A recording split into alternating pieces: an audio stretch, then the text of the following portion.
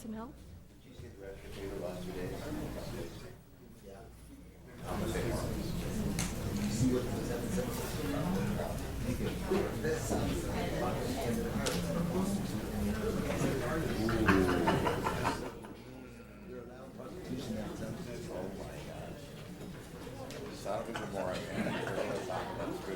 I don't know who's going to San Francisco. It's going to be yes. And prostitution's legal now. A lot harder than you thought it was going to be, huh?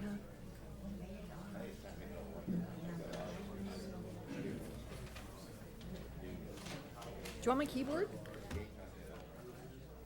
Oh, I don't think that'll work 'cause it's got the toggle thing.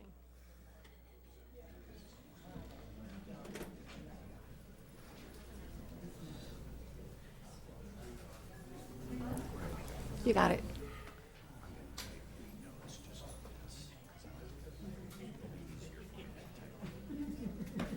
Okay, I'm gonna unmute.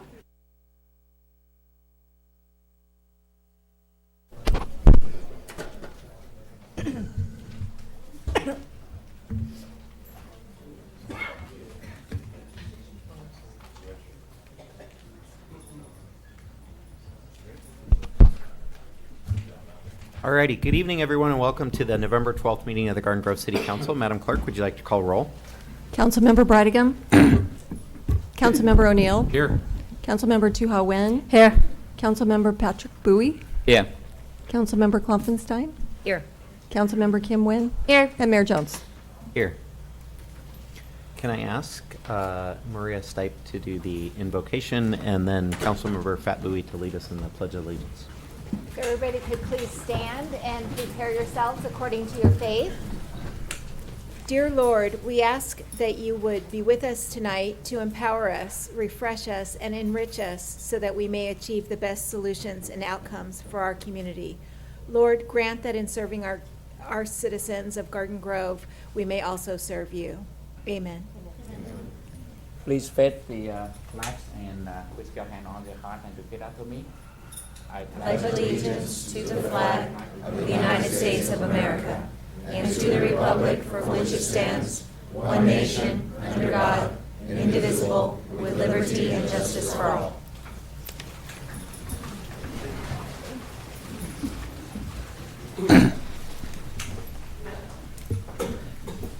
Alrighty, before we go to oral communications, there is one item on the consent calendar that I would like to bring forward.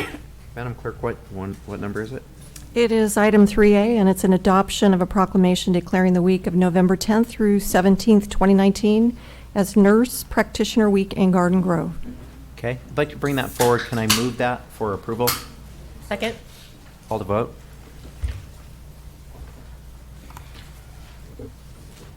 Motion received, 7 yes votes. And we do have a proclamation for that. Demetra, are you present? All right, hold on one second.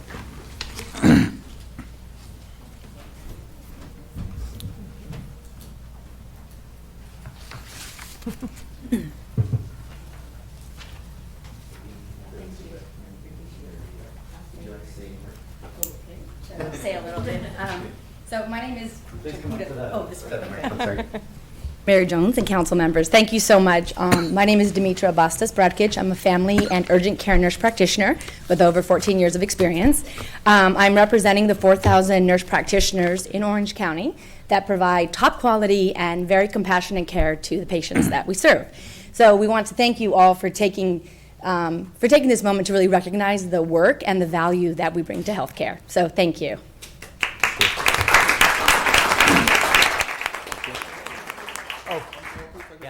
Do you want to come up right here and then we'll.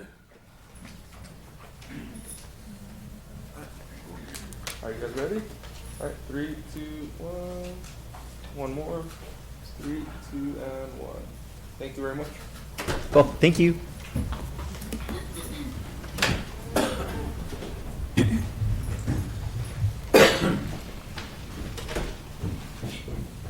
All right.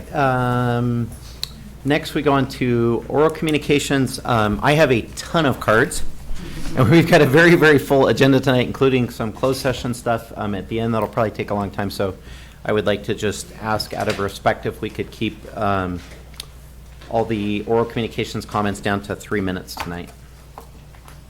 Starting with Tom Raber.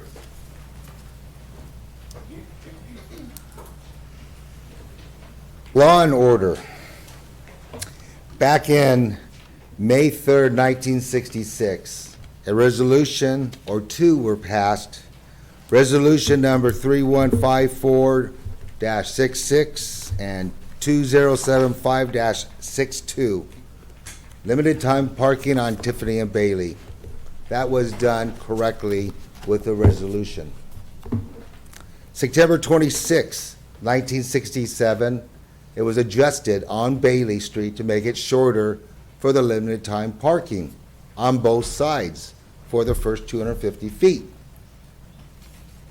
April 8th, 2003, no resolution mentioned, but the council approved to remove the street parking restriction on the east side of Bailey without the resolution being adjusted for that. I was here last meeting, and I'm here again to state we need to put the signs back up on the east side of Bailey Street. You cannot go ahead and change any type of resolution about it. And I wasn't even going to talk about this, but last meeting, Terry made me laugh so hard of her reading that long thing about the building and safety laws. She had to do that because it had to be in the minutes. November 5th of this year, I witnessed a hit and run on Bailey Street. A vehicle hit a city property, in fact, the Garden Grove Police Department's low radar trailer. As the person hit that trailer, it continued and went home. I called the police. The motorcycle officer came out. We gave him the address. There was actually myself and two of the witnesses. I saw the motorcycle officer leave Bailey Street, and nobody was in the back of the motorcycle. The next day, I went to the police station to find out about the report and if somebody was arrested. Neither was done. I went to the police department today to look at the police report. Now, today is 8 days later. Believe it or not, there's still not a report, and nobody's been arrested. That Garden Grove property could have been my vehicle. It could have been somebody inside a vehicle, but yet nothing's been done. And lastly, Epstein did not kill himself. Thank you.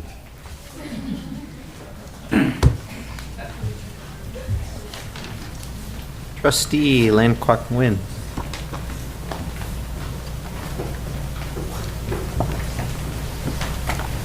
Good evening. I didn't realize I could be called that early. My name is Lan Nguyen. I'm here to speak on item 2.8. I believe it to be the application for the Tet Parade. Let me introduce myself. I'm a member of the executive group and for the Tet Parade right now being planned in Westminster area called Little Saigon Tet Parade Committee. I am also the spokesperson for that committee. So as you can see, I've been working and planning for that Tet Parade for some time now. And I want to say that Tet is the time for the Vietnamese community to put up their best presentation, best face. That include the best culture, best song they can have. And most important of all, we want to put up the best show of unity in the community. That's a time where it's important. Unity is a very important theme for that parade. And this year, we plan the theme for the parade this year will be gratitude.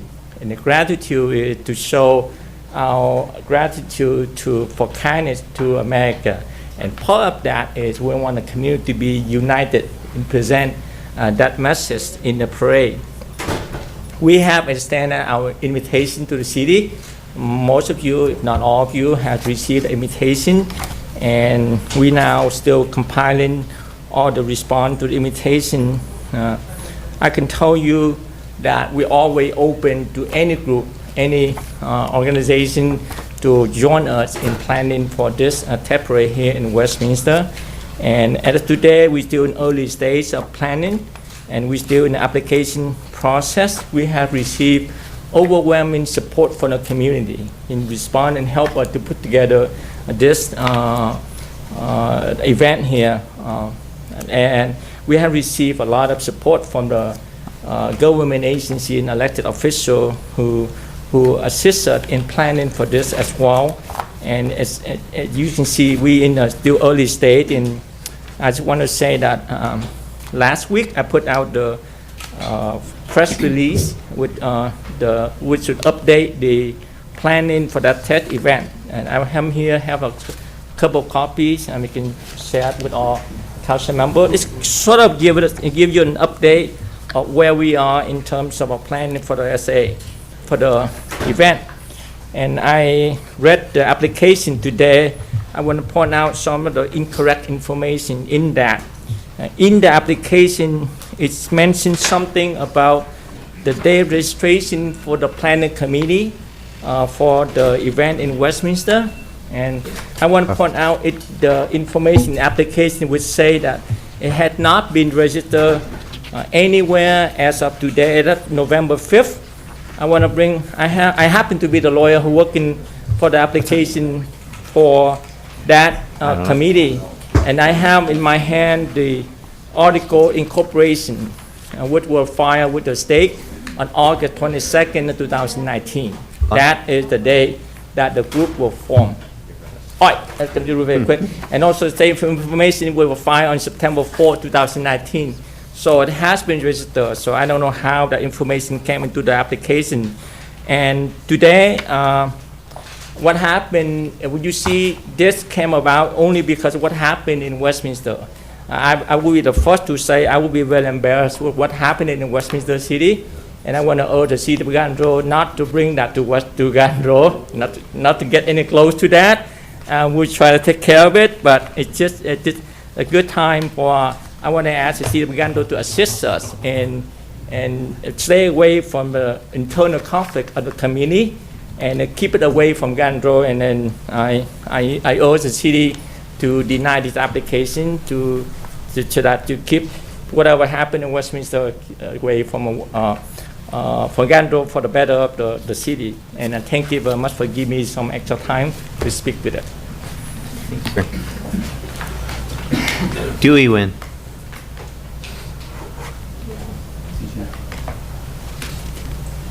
Dewey Win.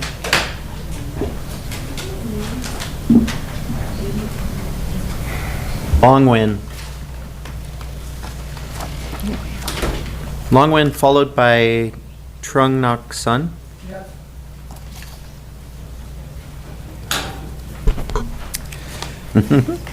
Good evening, Mayor and City Council. My name is Long Nguyen. I'm an internal vice chair of the Vietnamese American Federation of Southern California. As everyone knows, this city is multicultural and diverse, and one of the most diverse cities with the pride of beginning one of the best cities to live in. The mayor, city council, men and women are the people who are enthusiastic in serving or footing the interest of the city and the resident first.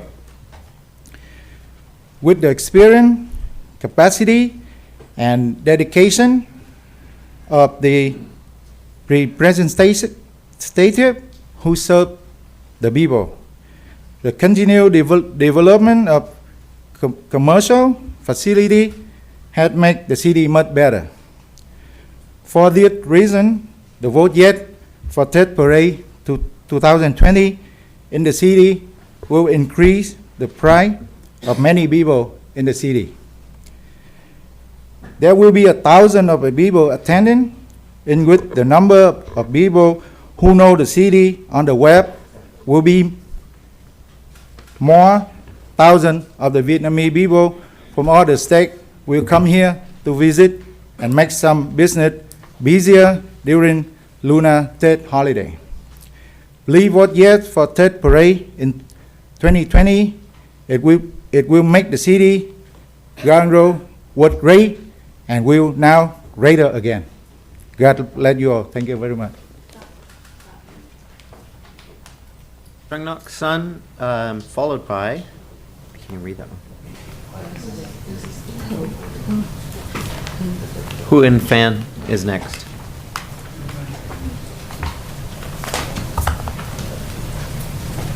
Dạ, tôi là Trương Ngọc Sơn, cư dân của thành phố Garden Road. Tôi ở tại đường Garden Road 9675.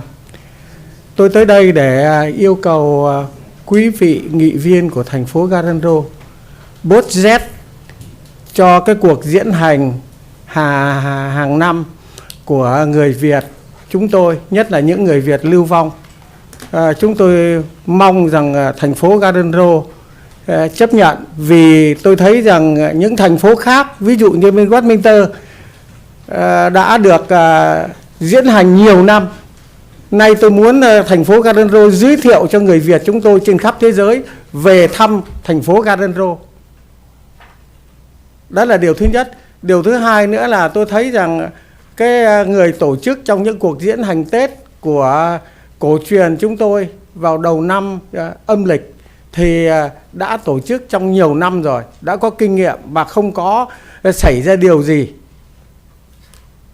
Cho nên tôi nghĩ rằng các quý vị ở trong hội đồng thành phố, các nghị viên sẽ bỏ phiếu đồng thuận cho người Việt chúng tôi.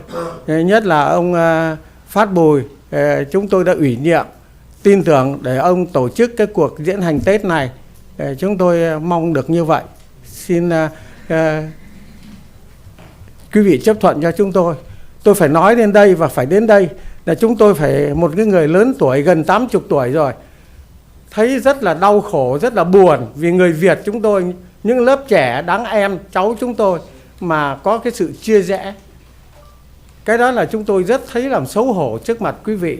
Xin quý vị lượng tình cho chúng tôi. Và chúng tôi phải nói cái câu này ra, thật là chúng tôi phải rất là nhỏ lệ ở trong tim chúng tôi. Con tim chúng tôi rất đau. Người Việt không có bao nhiêu người đi lưu vong. Chúng tôi là những người đã ở tù Cộng sản 10 năm. Bây giờ sang đây lưu vong, được chính phủ Mỹ cho lưu trú ở đây, được nhân dân Mỹ giang tay ra ôm lấy chúng tôi, cưu mang chúng tôi. Mà bây giờ tự người Việt, những người em thuộc hàng em cháu chúng tôi làm những việc chia rẽ. Chúng tôi rất đau lòng. Tôi xin ngừng ở đây và xin một lần nữa xin tha thiết cầu tới quý vị nghị viên hãy bỏ phiếu đồng thuận vote yes cho chúng tôi được tổ chức cuộc diễn hành Tết trong thành phố Garden Road. Và cũng làm một lần nữa tôi lặp lại, để cho người Việt chúng tôi khắp nơi được về chiêm ngưỡng, được du lịch tại thành phố Garden Road, để giới thiệu thành phố Garden Road với người Việt chúng tôi ở khắp nơi, trong nước Mỹ cũng như ngoài nước Mỹ. Xin cảm ơn quý vị, xin kính chào quý vị.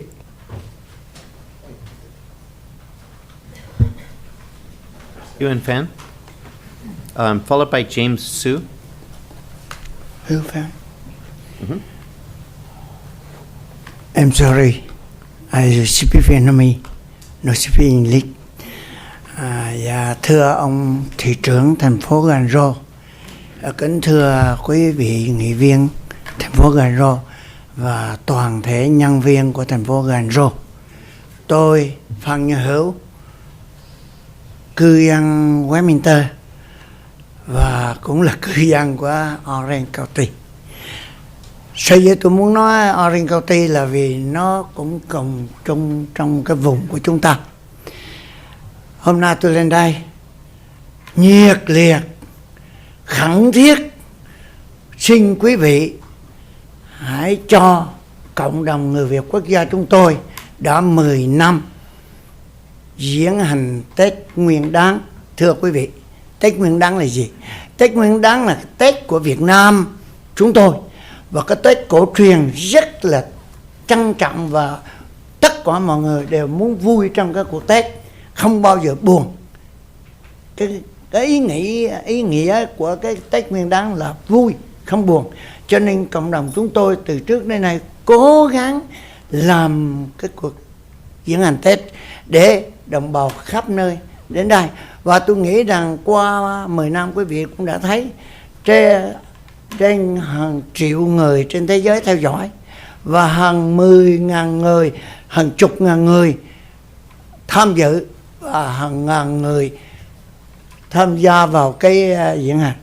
Thì tôi nghĩ rằng một cái cuộc vui mà đầy đủ như vậy thì tôi thiết tha kêu gọi quý vị nghị viên của thành phố Rancho giúp đỡ và cho chúng tôi được giấy phép diễn hành Tết trong cuộc Tết để đồng bào chúng tôi được vui vẻ, và nghĩ rằng cái thị xã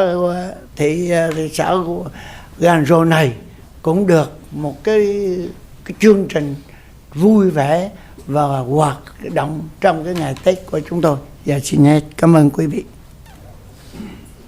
Mayor, my Vietnamese is really rusty, and I don't necessarily need an exact translation. But if I could just get, they support or oppose? That's all I need. I don't need all the. I was thinking the same thing, but I would suggest that our own council members should not be that translator. Exactly. I don't know if there's And somebody. I would we can- suggest if there's anybody in the audience who could be kind of a fair and impartial translator of the basic message or whatnot, then you're welcome to. I think we should ask for the volunteer to be interpreter. Julie, I saw Julie raise her hand. Thank you, Julie. We just need to know if they support or oppose. Basically, we don't need a total Somebody raise it. translation. Yeah. Yeah. So maybe Julie, you can help to shorten it, and then the most key word is oppose or support, right? Yes. Good evening, Mayor Jones and City Council. I just felt that it was my duty as a citizen of Garden Grove to make sure that everybody on the council and in our city is able to hear, get my interpretation of what the presentation what was about. For me, my name is Julie Dipp. I'm with OC Autism. For us, OC Autism, OC means our community. And, I think part of this discussion was to talk about unity. And the two gentlemen that came earlier was talking about the, to urge the city council to give them an opportunity or to be considered and to ask for your vote, a yay vote, to have a parade in Garden Grove. They mentioned that it wasn't a decision to divide the city or to compete with anybody else, but also to make sure that Garden Grove as a city becomes a recognizable city outside of even this country, because the parade is covered throughout that is observed by Vietnamese community throughout the boundaries of our city. So I think it is an urge for them to have your consideration to make sure that Garden Grove is recognized outside of this through this and to maintain the culture. That's great. Thank you for that. James Sue.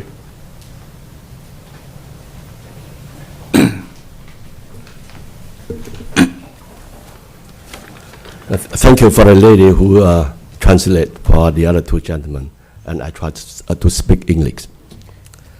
My name is James Su, the former president of the Vietnamese National Military Academy Alumni Association. Most of our members reside in this county. And to us, every year, we do organize the Tet Parade, just for the celebration and show the solidarity of our community. And we've been doing that for almost 10 years. This is a cultural event, one of the biggest of the year. And the organization who proposed for tonight been organized this event for many years and successfully, exceptionally. We have no complaint from the community, from the city, which happened the last many years. In terms of financially and organization. And this proposal be supported by our community and also by many organizations and businesses. As you all know, you've been participate in those events, you know that. There are two main benefits to this proposal to the city of Garden Grove, if it happened over here. The event will make the city of Garden Grove be known internationally and become a tourist attraction to most of the Vietnamese people around the world. And it also will improve the economic contribution to the city. And today, I'm one of the veterans. I'm here to convey the message from our members and would like to have you vote yes. So, and it successfully, this will be one of the biggest events of the city in the future. And we will try our best to make it happen. So thank you very much. Thank you. Craig Durfee.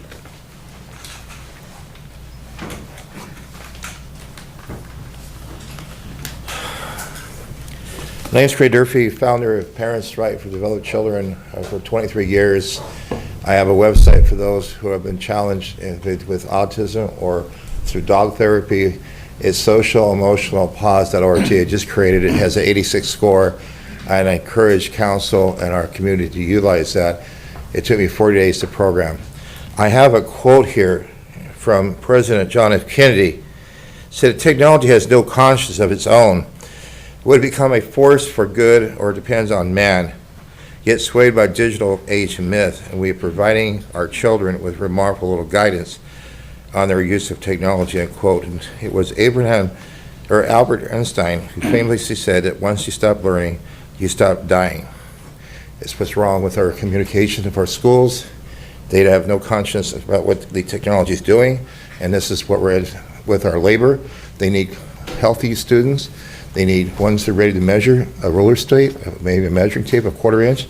We need that in our schools, and we need compliance for education codes in Garden Grove. It's up to this council and the partnership you have with the Garden Grove to be in compliance with all codes. And the union's behind me, so be mindful, because I've been talking to them.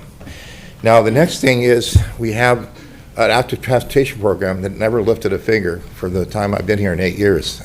You know you almost lost your contract in Garden Grove for $700,000. That's a fact. I have the record. And you're short about $200,000 for the project in terms of maintenance.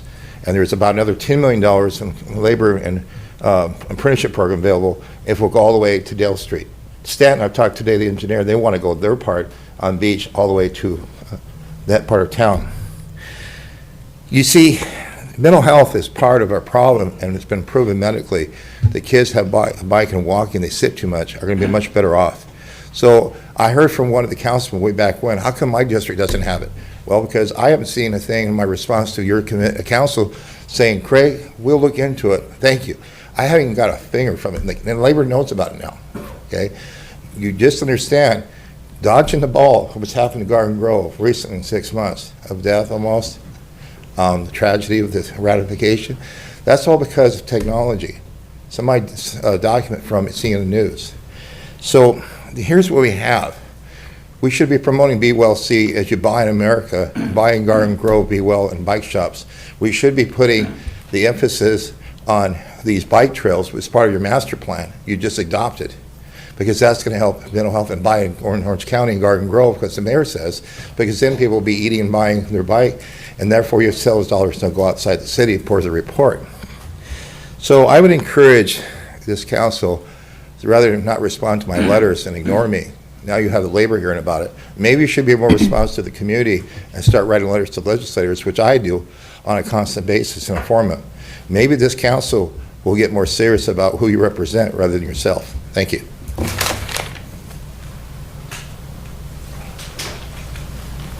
John Kelly, followed by Lala Trunk.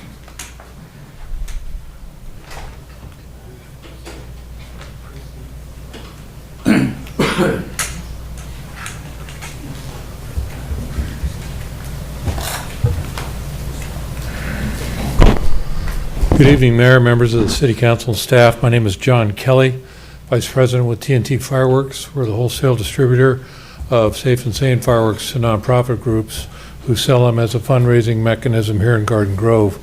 I have been doing so for the 31 years that I've been doing this. We're here this evening on item 6B. Just curious, listening to the discussion and the outcome. I did have one question. In the staff report, it said that we're going to go from 45 to 30, And we're interested to hear the discussion of, is that going to take place immediately? Is that going to be a phase-out program over time? Will that be through attrition? I'll be here for the remainder of the evening. If you have any questions of industry, thank you.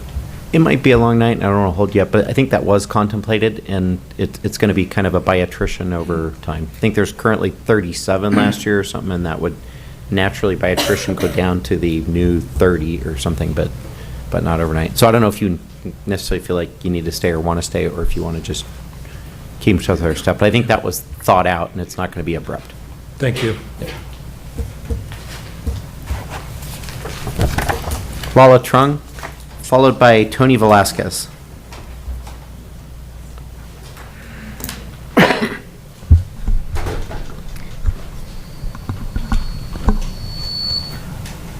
Good evening, Mayor Jones, and good evening, Garden Grove City Council.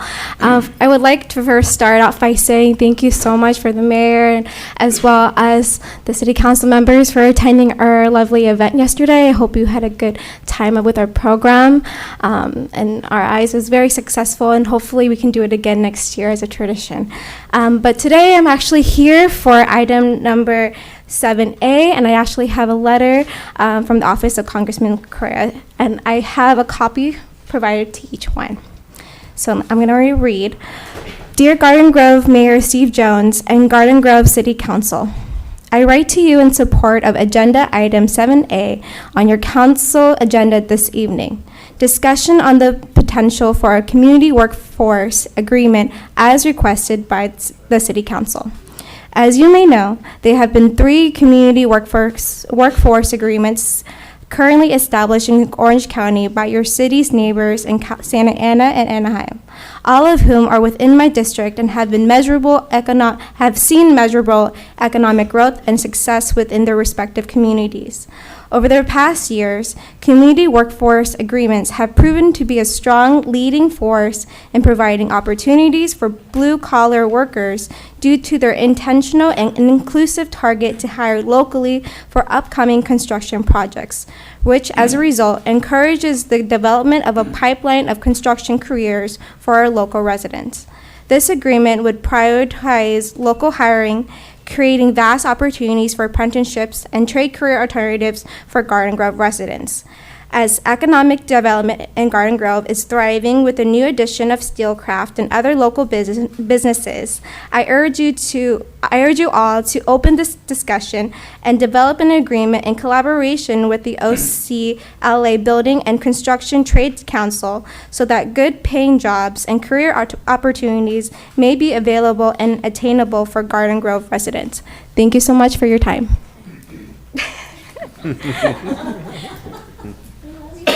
It came out bad. Tony Velasquez, followed by Norma Kurtz.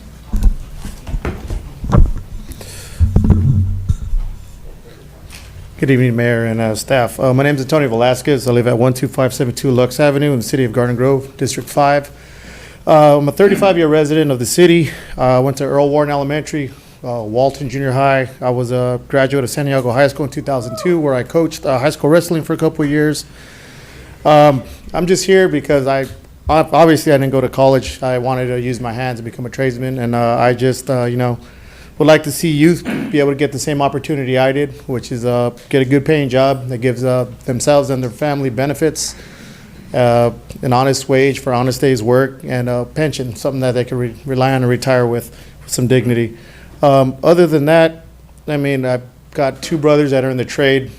One lives in Garden Grove, the other one used to live in Garden Grove. He actually built the Great Wolf Lodge.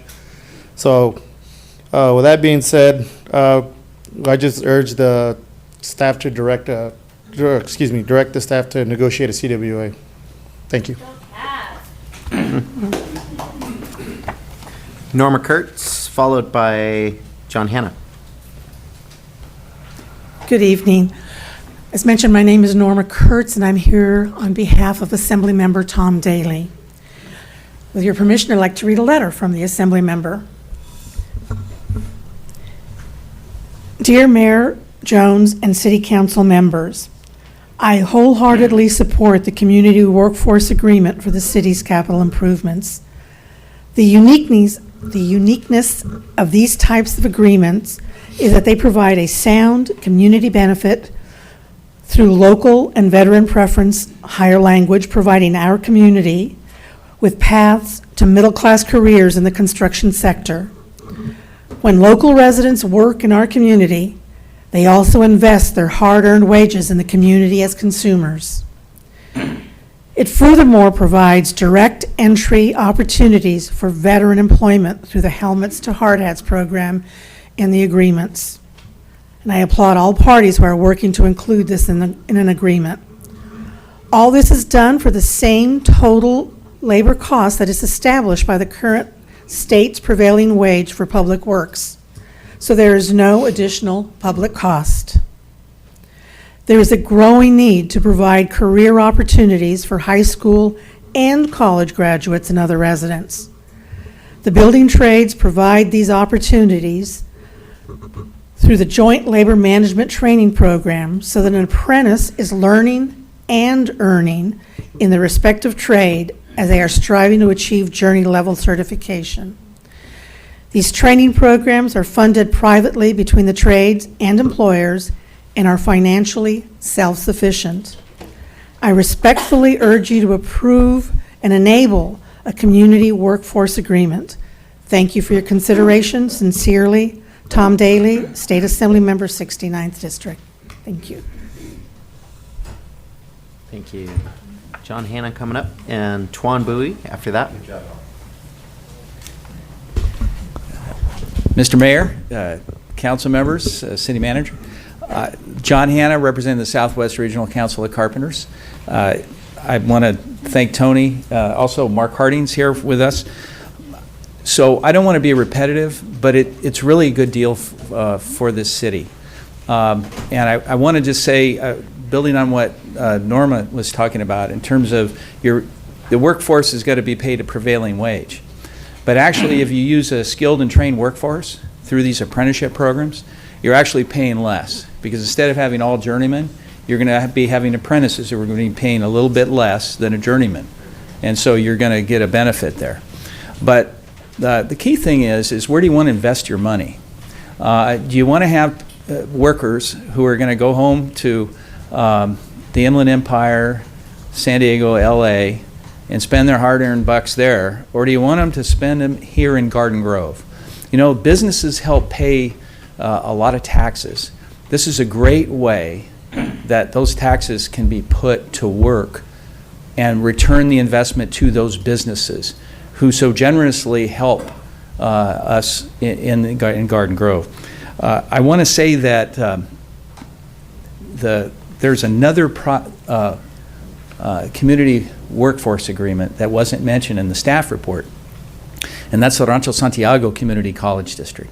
We call it a community and student workforce agreement because we prioritize our students there. We have 3 apprenticeship programs: the carpenters, the electrical workers, and the operating engineers.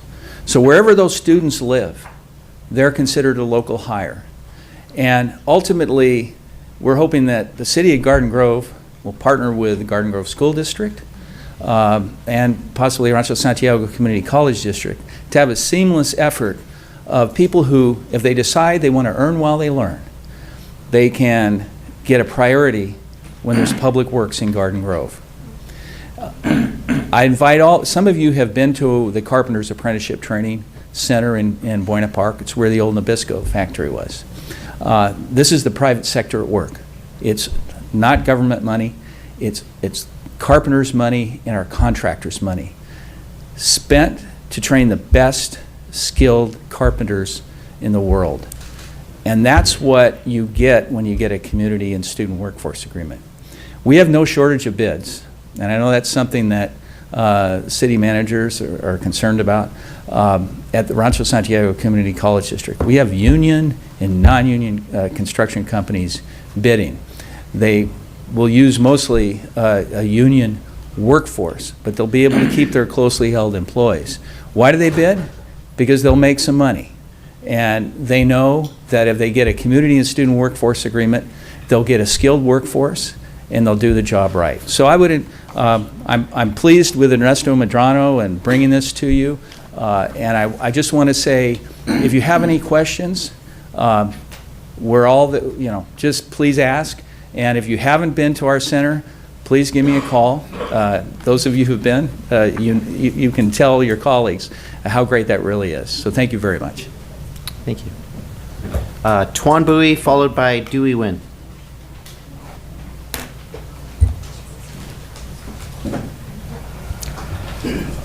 Good evening, Mr. Mayor and members of the City of Garden Grove. Thank you for giving me a chance to speak to you tonight. My name is Tuan Bui.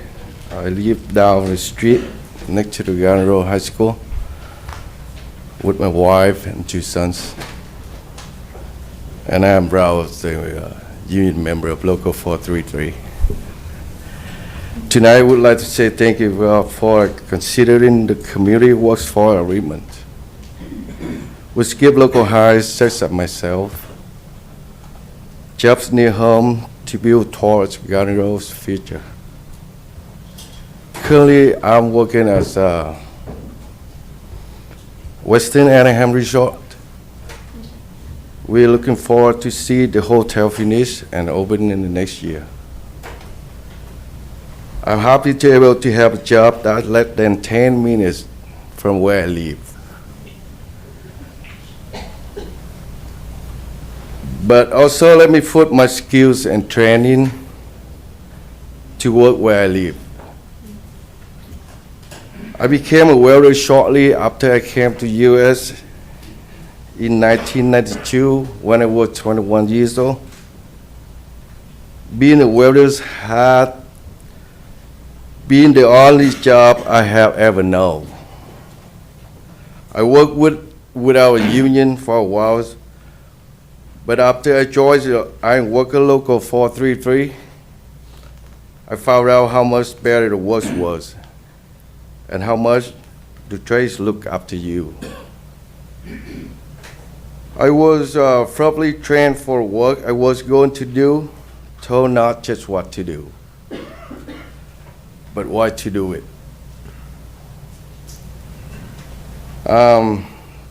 Thanks to my work as a union iron worker, I have been able to provide my family while I'm enjoying my career. The community workforce agreements allow for me to work projects locally, like Weston. Because of these agreements, many opportunities are made available to local hires like myself or veterans. I'm grateful for these opportunities that are available nearby.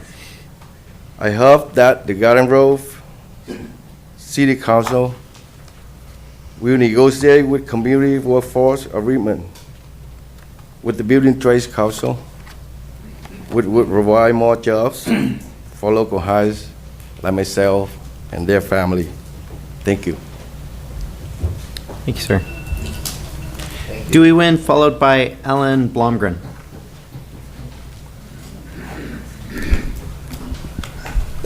Good evening, Mayor, council members. For those who don't know who I am, my name is Dewey Nguyen. I'm the president/chairman of the Vietnamese Tet for 2020 in Bosa, in Saigon, Westminster Tet Parade group. I'm here not to criticize anyone, nor to say anything negative about anybody. I'm just here to say, Tet is one of those times during the year where each of us forget about our pasts, about our differences, to come together to celebrate a special day, a special event. We're lucky to share the city of Westminster allow our group to put a parade together. And the parade that we plan to put together will welcome everybody. As you, council members and the mayor, have received my invitations, I extend my arms to invite everybody to join, because I want to show that our community is a community that is unified. Even though we have differences, but we're unified just for one day. For having a second parade in a different part of town, it does not show any unity. It just shows more divisions. And that's the one time we cannot use that excuse to give us a time to expose or anything about us or our community. We want to work together, and that's what I want. But so far, this potential second parade would cause more division, not just the Vietnamese community, but also division between the community, the Vietnamese community, and other communities. Because we're a small group, but yet we're causing a lot of issues in the last year just because one simple event. I don't think that's fair for the resident of Garden Grove, North City, Westminster. As a Vietnamese individual, I think forget the differences. I open my arms to welcome everyone who would like to participate in our event, in our parade. Notice it's not mine, it's for the community itself. So for me to come out to encourage you and talk to you, just say, join us, be part of the parade. And whoever group that wants to be part of the planning committee, I always welcome. Just to show one day of the year, to show some sort of unity among our community. So that's what I want. That's what I want the council members and the mayor to aware that we're not here to cut anyone out, nor leave anyone out. I want everyone to join us. So please come join us and celebrate a day of happiness and a great new year for all of us, for the city of Garden Grove, for the city of Westminster, and all surrounding city, and especially for the Vietnamese community. Thank you. Alan Blomgren, followed by Sam Hurtado.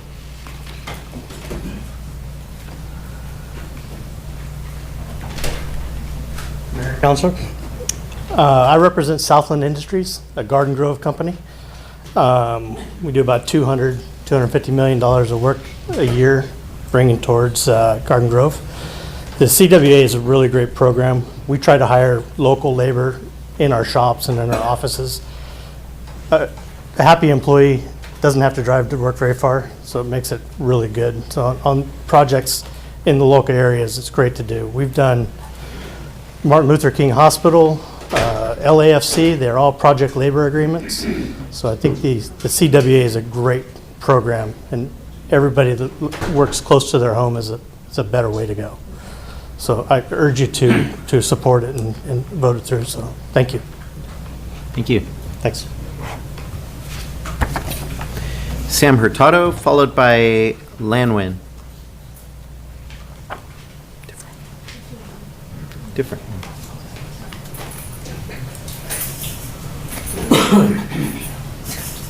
Mayor, esteemed members of the council, thank you for the opportunity to come before you. I don't want to be redundant, but the benefits from an agreement like this are amazing. I'm a second-generation sheet metal worker, and I am a graduate of Cal State Fullerton.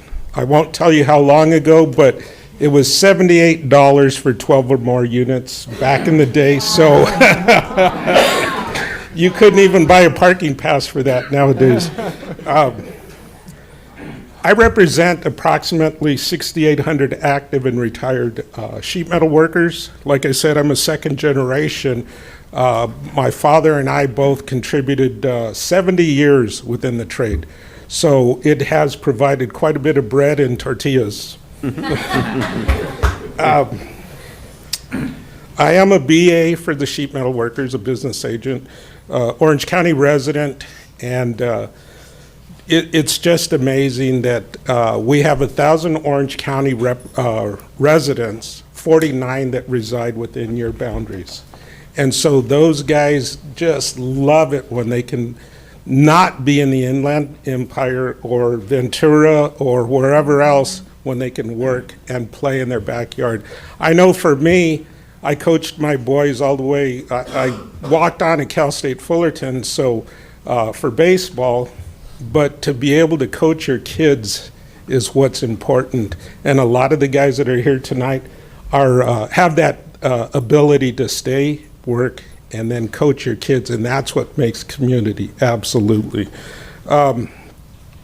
So once again, our members just look forward to having CWAs and have the ability to be able to work in their neighborhoods. Tomorrow we will be The local hire is one aspect of it, but the helmets, the hard hats, and anybody that's a veteran here, thank you for your service. Hopefully everybody had a good Veterans Day yesterday. But tomorrow we're going to be graduating 8 guys that were served in the military. We put them through a program and bring them into our union. And so with that, I think you see all the benefits of a community workforce agreement. So I'd urge you to move forward with it, if you would. Thank you for your time. Thank you, Bud. Landwin, is there a different Landwin? Oh, sorry. So I thought, and then I saw him come back in, so I got confused. Followed by Rick Pham. Good evening, ladies and gentlemen. My name is Lan Nguyen. Sorry.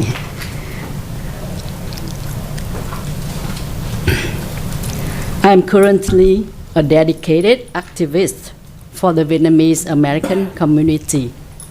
I'm here to ask for your consideration to grant our community the permits to organize the annual Tet Parade.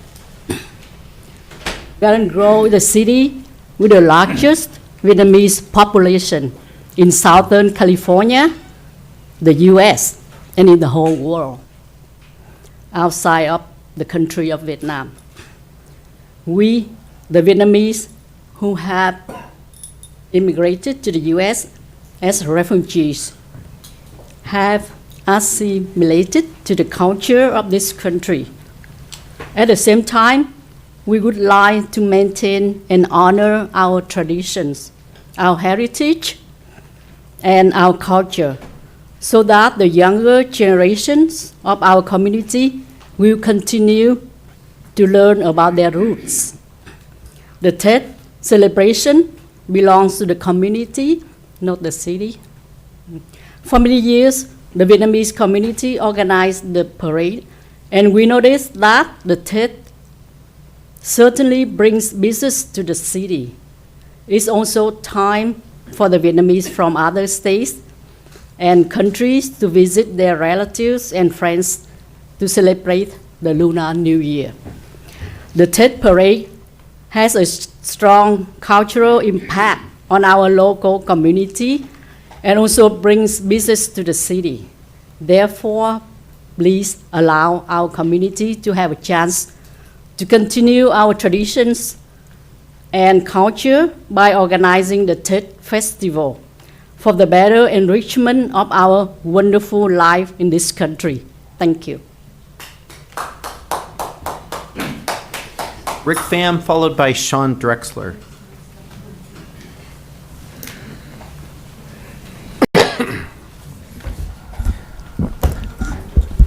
Good evening, Mayor and City Council of Garden Grove. My name is Ricky Pham. I'm from, actually I'm work from Anaheim Union High School District, and I'm here representative of Anaheim Union High School District. And I'm been with the parade for the past 6 years. This is going to be the 7 years with Vietnamese American Confederation group. They've been doing so outstanding job. Like I said, I used to do a showbiz, and I used to organize do the show. But it's come to Tet Parade, it's a huge event. You need a lot of men, you need a lot of workers, volunteers. So, when I look at Mr. Fat Bui, his organizations, and I look at it, it's so professional, and I really appreciate that what the community do for the parade. So I'm the one organizing all the kids from Anaheim Union High School District, and every year I take about 6 schools in Anaheim to join the parade, and every year it turn out very successful, and the kids in Anaheim is so exciting. Even right now they are ready. They're ready to, to get fundraising and all that kind of stuff to get ready for the parade. So we really want to have continue for Vietnamese Confederation Mr. Fatwood Committee continue next school year. I'm sorry, next 2020 Tet Parade in Garden Grove. So, like I'm Vietnamese community, and I love my Vietnamese community for everywhere, Westminster, Garden Grove, and Anaheim. So, like I say, you know, they give it to other group from Westminster. I really don't know who are they. So even that a lot of parents from the kids, and then they say that they heard on YouTube, they say that, oh, this person, this and that. They really scared. So, you know, I'm just sharing with you guys that, like I say, if you guys not give to Garden Grove Parade, Anaheim will not join.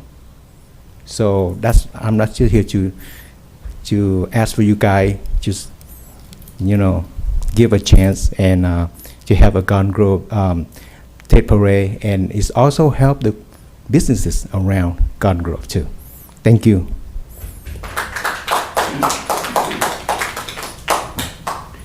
Sean Drexler, followed by Dowie Crittenden. Hello, City Council, Mayor. My name is Sean Drexler. I'm a member of the Rise Up Willowick Coalition.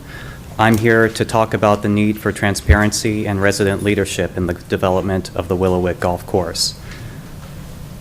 The future of Willowick Golf Course needs to be transparent to and determined by the residents who live in the area that would be affected by private development of the 100+ acres occupied by the Willowick Golf Course.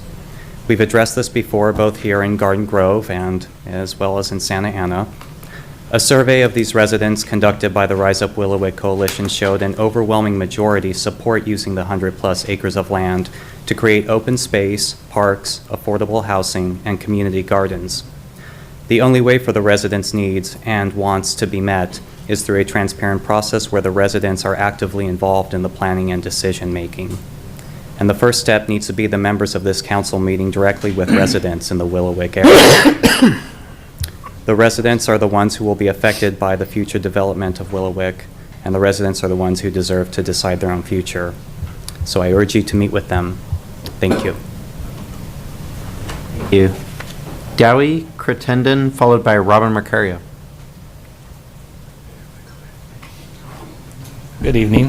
My name is Dowie Crittenden, and I'm a longtime resident of Garden Grove. Lived here since 6th grade, so a long time. And I own my own home. And so I'm calling, I want to first thank you guys for honoring the flag and honoring God. And that was really good. I was pleased with that. And I also want to say I'm thankful for what's happening in my community, which I live in the 88 acres.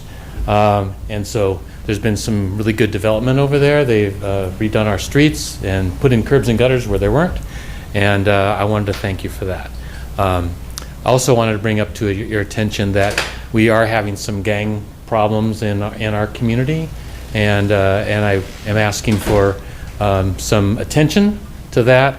And I've been working with the city about putting in some street lights in the 2 main streets anyway, that are coming into the 88 acres, and asking for to help with our public safety, adding some additional, or putting in some street lights that the city would take care of. We have a lot of people that are renting now in the area, and so the community's gone downhill a little bit from when there were mainly property owners. So I would appreciate the council looking at what's happening in my area, and I'm thankful for what you're doing also. So thank you very much. Thank you. Robin Mercario, followed by Robert Harrison. Good evening, Council. Robin Marcario. I wanted to just highlight item number 6 and commend the mayor for all of his work on OCTA, having this finally come to fruition. That's been a decade that you've been at this. Thank you. And that's with regards to the bicycle and pedestrian trail that will ultimately go along Stanford to Brookhurst. Thank you for your work, and I'm looking forward to riding my bike along there. And I also wanted to highlight again the report that you passed at the last meeting, the parks, and you've, of course, seen that it's to the tune of about $32 million just to, improve and upgrade and capital improvements for our parks. I think we need to look at the developer fees to get some monies towards that. I think it's been a couple decades since we've looked at those. And I also wanted to highlight the 7A, which has been brought up with the community workforce. Your skilled tradespeople, when you keep them local, you keep the money and the income local, that's an easy yay in that. Thanks very much for your time. Thank you. Robert Harrison, followed by Dow Tran. I met some of you the other day at the flag raising ceremony. Yeah. Robert Harrison, 40-year resident, Vice President of Vietnam Veterans of America, Chapter 1024. I'm the Vice President of the War Memorial Committee in Westminster that built the memorial with the City of Westminster. And I was a part of it when it was just an idea. But I'm for the Tet Parade in Garden Grove. I'm involved heavily in the Vietnamese community. Last Sunday, I was in a restaurant after a prayer vigil at the memorial, where we meet monthly and pray for the 350, 400,000 South Vietnamese that lost their life and the 58,000 Americans. And I was sitting there with 7 South Vietnamese military, ARVNs, Marines, Navy, Airborne, and they were all talking about attending the Tet Parade in Garden Grove. They know the City of Westminster is divided. And, I want to offer something else here. An event like this involves healing for the American Vietnam vet and the South Vietnamese. When they get together, brothers in arms, it's very important. Anyway, I'm for this event in Garden Grove. A lot of the, after the event that we had with the flag raising, a bunch of us Vietnam veterans were talking about this divide. And we're all saying, we're going to attend Garden Grove. Okay? Anyway, hold it in Garden Grove.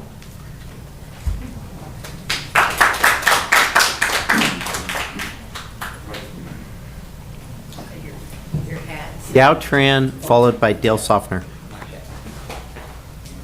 That's my hand.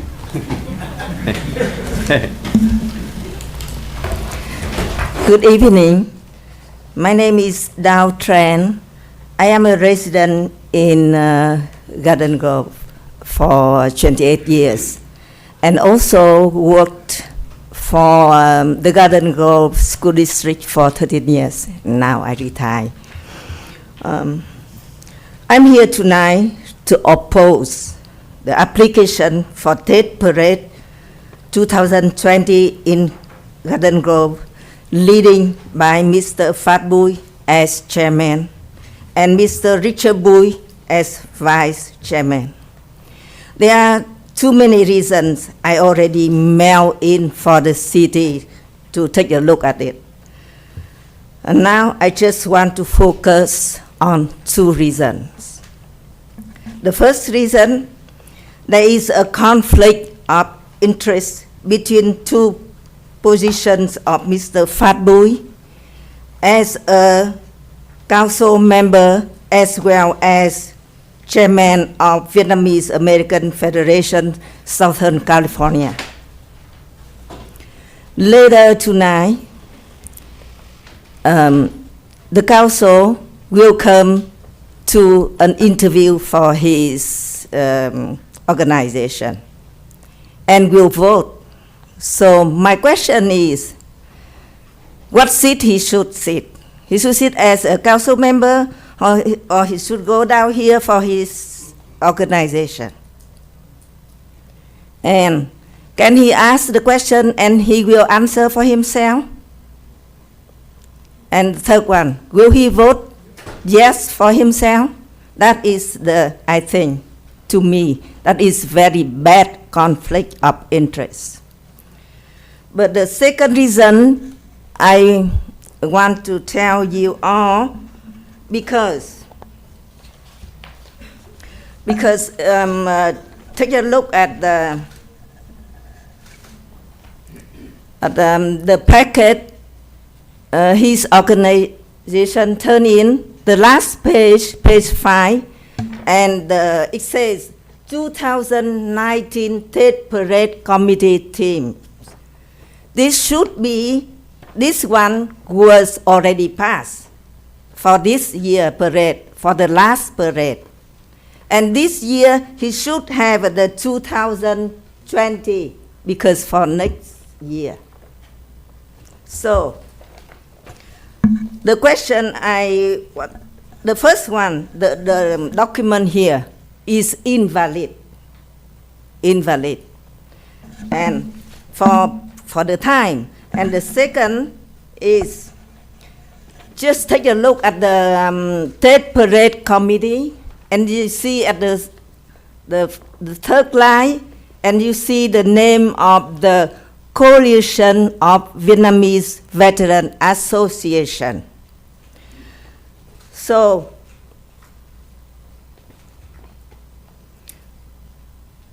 I want to tell you that Mr.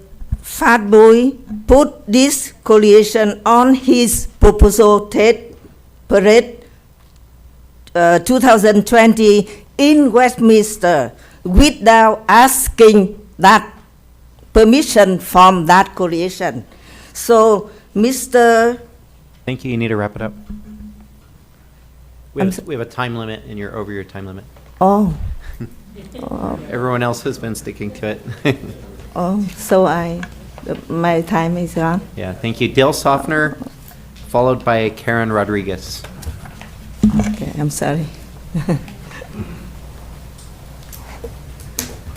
Mayor, City Council, before I start on the agenda item, I came before you about a month ago about the Veterans Day event, and at that time there was nothing planned, and I was very disappointed. So somebody stepped up, and we had a great event yesterday.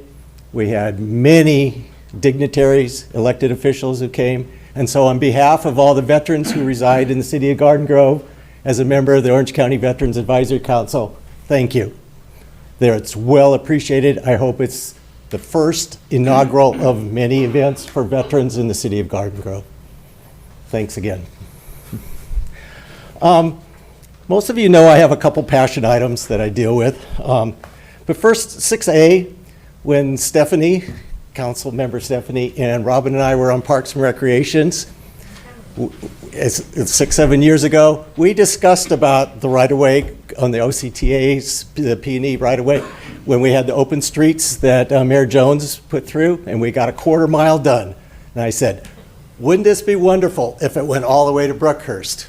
So thank you. I think it's a great idea. I think it will connect two sections of the city together. I get a lot of use, so I'm fully in support of that. My second issue is 6B. I went and looked into it because I was wondering what it said about animal feeding of wildlife, and then underneath it, it says that fireworks revisions to Chapter 5.28 are being changed, all the regulations. So I dug down in there, there's 13 points under 5.28. There's only 2 that are in what's in this memorandum. And one of them kind of surprises me, and it says all appeals will be no longer heard by the city council. And there will be no, it says appeals now will be designated by the city manager and the decisions will be final. Kind of curious about how that's going to work. And also, the city finance department is going to be in charge of putting in fireworks stands, and who's going to do the compliance on that since we really don't have a fire department anymore? Is the finance department going to be out there on the 4th of July? I don't think so. So if those kind of questions could be answered, which are not here, that would be really useful to us all. So, thank you. Karen Rodriguez, followed by Cynthia Aguera. Hello, good evening. I'm Karen Rodriguez, and I'm a member of the Rise Up Willowwick Coalition. I am here today to speak on behalf of the Rise Up Willowwick Coalition and asking the City of Garden Grove to be transparent in the process moving forward in regards to the development process of the Willowwick Golf Course. Residents have made various attempts to meet with the city and ask for an inclusive planning process that is community informed, because we deserve open green spaces and the creation of affordable housing in our communities. Recently, the City of Garden Grove has released a response letter saying that you plan to comply with the Surplus Land Act and the amendments with AB 1486. However, there are no clear steps or process laid out as to how you plan to do so. For example, providing notice to required entities like open space and affordable housing entities that there is surplus public land available for disposition.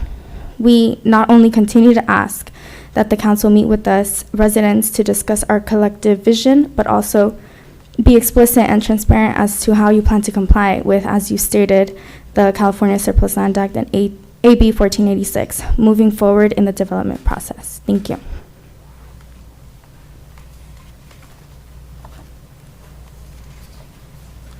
Cynthia Guerra, Yes. followed by Nicholas Dibbs.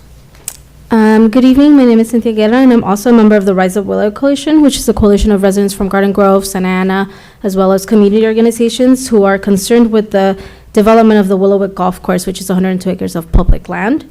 On October 9th, you did respond to the lawsuit filed by a court stating that you planned on complying with the Surplus Land Act and the subsequent amendments made to the act by AB 1486 that will go into effect on January 1st, 2020. And so the residents of this coalition continue to urge you to make this a transparent process and provide information on how you plan to comply, on the concrete steps you will take to comply with the Surplus Land Act and with the amendments made by AB 1486, as stated in your letter. I would like to submit this letter on behalf of the coalition, in which we ask you to meet with us. I don't know if there's a copy for all of you, in which we ask you to meet with us, as we have in the past, and explain the concrete steps you will take to comply with both the act and the amendments. For example, have you already notified affordable housing developers and open space entities that this land is surplus and that you do plan on parting with it? If you have notified them, who have you notified and when did you notify them? If you haven't notified them, when do you plan on notifying them? When do you plan on commencing this period? We realize it's, I think, 60 days of notification, as well as 90 days of fair, in good faith negotiations. So when do you plan on doing this? And as always, we just urge you to be transparent throughout this process, because the community there will be greatly impacted by what you decide. And so far, we haven't received any information from the city, barring that letter that was sent to the attorneys in response to the lawsuit being filed. I noticed that you were actually discussing the Willowwick lawsuit during your closed session today. And I hope that you were discussing how you plan, like what steps you plan on taking, and how you plan on informing the community of these steps, and being inclusive of the community's vision, the community needs. So please reach out to the residents of the coalition. We have made ourselves available in the letter. We are putting our contact information to please reach out to us, so that we can discuss this and keep this a transparent process. And we will be awaiting your response. Thank you. Nick Dibbs, followed by Kutran. Before you start my 5 minutes, I've noticed that there's no... 3 tonight. Oh, we it's got like 3. 100 cards, yeah. Okay. Before you start my 3 minutes... You're 10 seconds in. She's doing it on her clock because the timer's broken. Do I get a warning or something? No, okay. On the clock. Okay. 2 minutes and 30 seconds. 25 seconds down. Okay, well, let me start my 3 minutes. My name is Nicholas Dibbs. My name is Nicholas Dibbs, and first off, I want to thank the Garden Grove Neighborhood Association, Maureen Blackman, and the board members, Stephanie, and the board members for having a prayer vigil on Thursday night. There's a lot to pray about, and I have 7 citations in the Bible I wanted to read in regard to the prayer vigil, but I'll postpone that to the next meeting. Okay, but thank you for having the prayer vigil, Maureen and company. So I want to speak about 7A, improving that, and the community workforce agreement. I've been before this council before and the school board saying we need to reinstate the 10 wood shops that were cut from all 10 intermediate schools. We need to reinstate the 4 auto shops that were cut from the high schools. When I ran for school board 3 years ago, countless parents and students were telling me they want those wood shops back and those auto shops back. And now the mayor has a voice in CTE education, career and technical education. I'm asking you as the mayor and as the council here to work with the school district and insist that they bring back our wood shops and our auto shops, improve and increase career and technical education. I voice in agreement with Assemblyman Tom Daly and Congressman Lou Correa that we need more people trained and get them. We have a shortage of skilled workers. We have a housing crisis in this state. There aren't enough contractors. There aren't enough builders. There aren't enough skilled workers. And part of the problem is for too many years, the pendulum has swung, as a teacher I can tell you this, the pendulum is swung too far to everybody going through college. However, please be advised and be aware that there are hundreds and thousands of people out there who have told me, or not just me, but other people, that if it wasn't for wood shop and if it wasn't for auto shop, they would have dropped out of high school. So it's time we bring these things back and have the career pathways tied in at the high school level and also into the apprenticeship programs with the unions. And let's have an effort to do this. And so we need the city, the unions, and the school district to sit down with and community members such as myself to sit down. Now, how much time do I have left together? 30 seconds. Okay. So you can get one Bible person. All right. Okay. So I've been a teacher. I worked in Garden Grove Unified for over 16 years, and I'm speaking from my heart that we need to approve this agreement, but I'll go expand it further and tie it into career pathways, making and go beyond just having a meeting and approving this, but having a coalition to build it up. Thank you. Good job. Kutran, followed by Dr. Longpham. Good evening, Mayor and Garden Grove City Council. I am Kutran. Today, I come here to support Little Saigon Tet Parade, Little Saigon Garden Grove Tet Parade. As you know that Vietnamese Tet Parade is a very, very huge event of Vietnamese culture. And Little Saigon Tet Parade will have about 100 units attend, about 5,000 volunteers. That's a very, very big, very huge event. And if that happen in Garden Grove, you see, we bring a lot of benefit for Garden Grove City. Because you know why? 100,000 Vietnamese around the world come to Garden Grove to spend money. Because the Tet Parade, Vietnamese around every state of America and everywhere around the world, they come here to unite, to enjoy Tet, Vietnamese cultural Tet Parade. So, please vote yes for our community, for Mr. Phak Bui, the chairman of Vietnamese American Federation in Southern California. He has a lot of experience to organize Tet Parade. So please vote. Give our community a permit to open that event. Thank you very much. Dr. Longpham, followed by Annie Win Choi. Good evening, ladies and gentlemen. My name is Longpham. Quite a few years ago, I had the privilege to serve, to represent the city of Garden Grove on the Orange County Board of Education. And I'm here today, this evening. I would like to, the older people already tell you, all the good reasons why you should vote to support the Tet Parade in the city of Garden Grove. As an educator, I'm presenting to you a different reason why we need your vote. Typically, the Tet Parade is the one that we show our culture, the Vietnamese culture.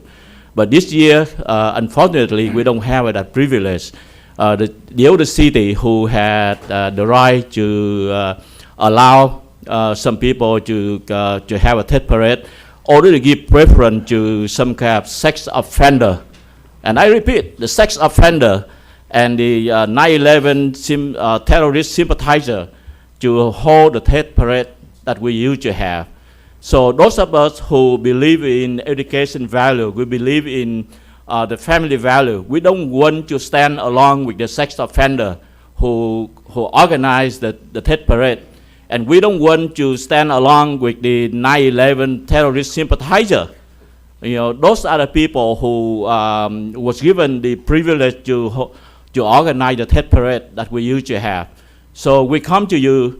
We are hoping that you will lend the support so that those of us who are not sex offender, those of us who are not 9/11 terrorist sympathizer, we will have the opportunity, a new opportunity, to have a Tet Parade here to show you our culture here in the city of Garden Grove. And from there on, we have a home here rather than going to some city where they force us to stand along with a sex offender and the 9/11 terrorist sympathizer. Thank you so much.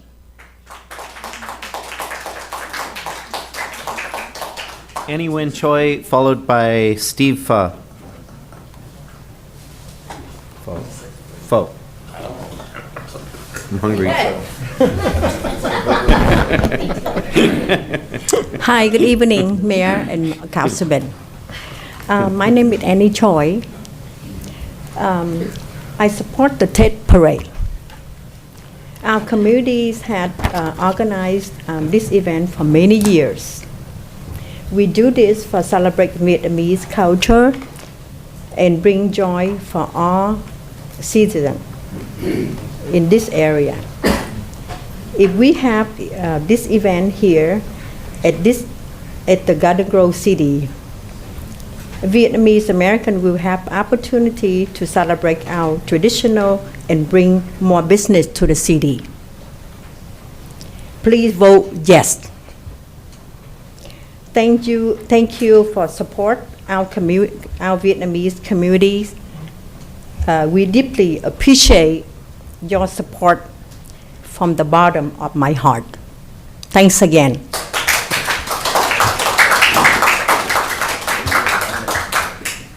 Steve Pho, followed by Maureen Blackman.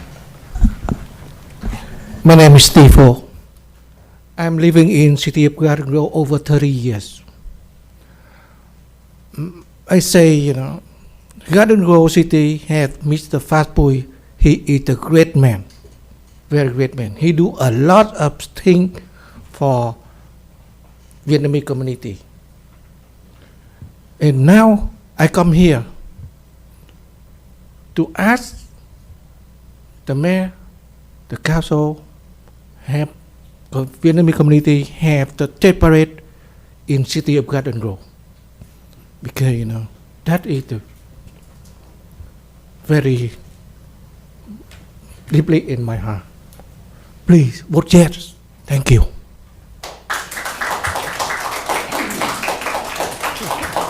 Maureen, you're batting cleanup. Yay. I did that all weekend. Anyway.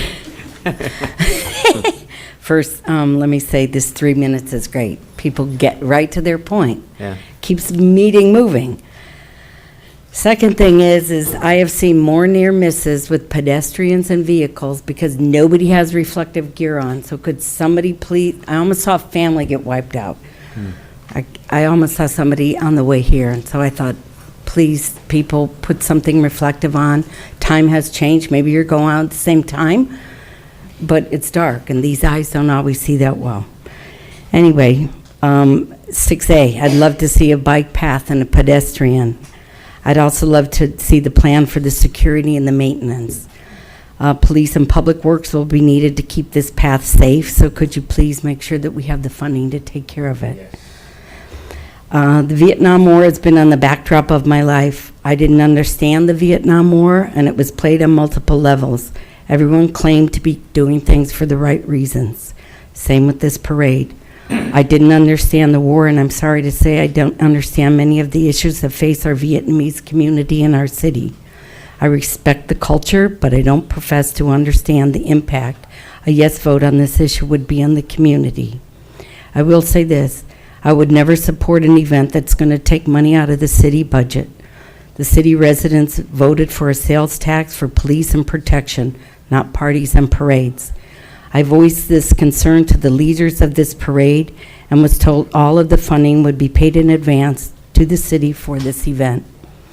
With money not being a factor and not knowing all the implications a yes vote on this parade, I sought out advice from my friends that I respect in the Vietnamese community. The answers that I received would be, what would be wrong with another parade? I have to respect the opinions of those who I know and trust. If they support it, how would I be one to not support it? I'm glad it's your decision and not mine. Thank you.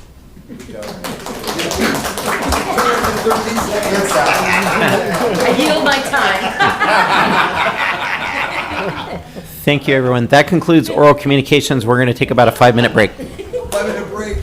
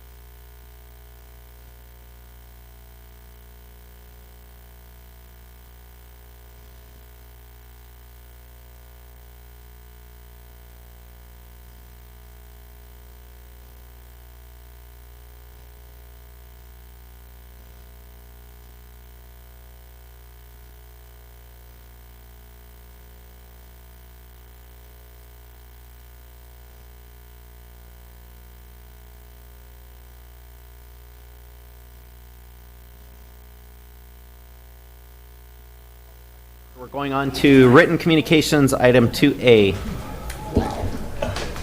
2A. I like 6A.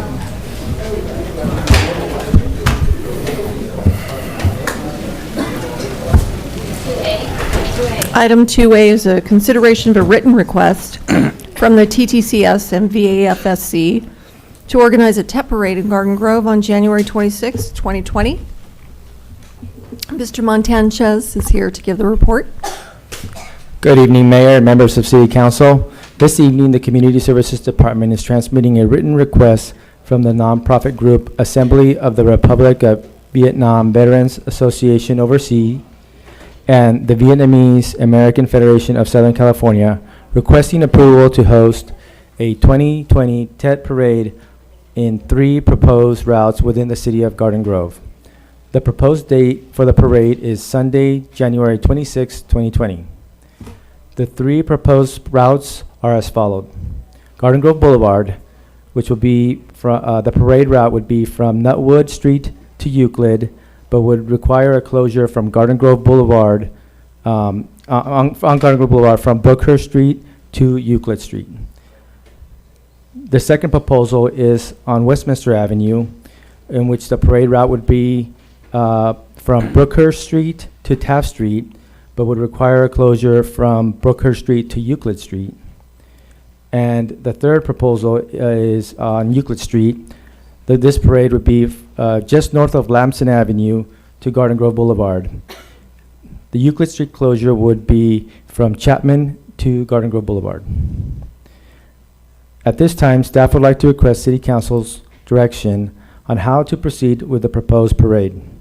This request would require staff hours to be dedicated to gather additional information, determine the overall cost for staffing and resources, and review a set of approved traffic plans, and draft a formal agreement between the city and organizers to be approved by City Council at a future meeting date.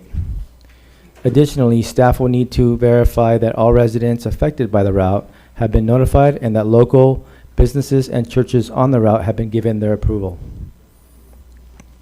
Lastly, the organizers have requested that 2 skydivers land at open field sites nearby the proposed routes. This request will require approval by the Federal Aviation Administration and the Garden Grove Unified School District and/or the city. Although a complete financial impact has not been determined until the route is approved, the organizer has proposed reimbursing the city for all costs incurred in providing support for the parade. I would like to note that the organization Assembly of the Republic of Vietnam Veterans Association Overseas is a local 501c3 nonprofit in good standing with the Secretary of State's office and the Internal Revenue Services. It is requested that the City Council review the proposed Tet Parade event and, if approved, give staff direction on which route or routes to proceed with. This concludes my report. Police Chief Tom DeRay and myself are here to answer any questions and/or recommendations regarding the routes and the community impact. I'm also aware that Mr. Ken Doe, Director of Programming for the Tet Parade Committee, is here to answer questions and make a presentation.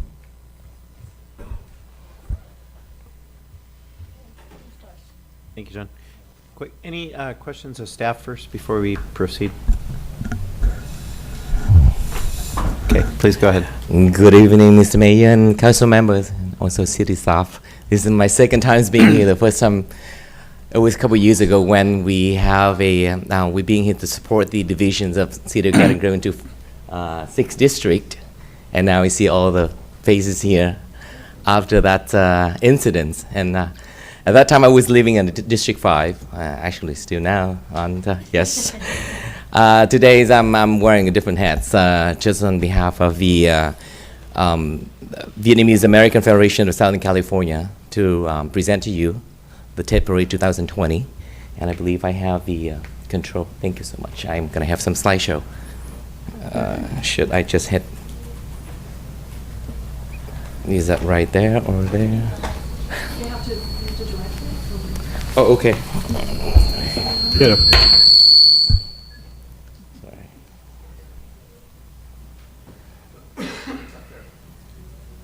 Oh, okay. So I gotta go backward.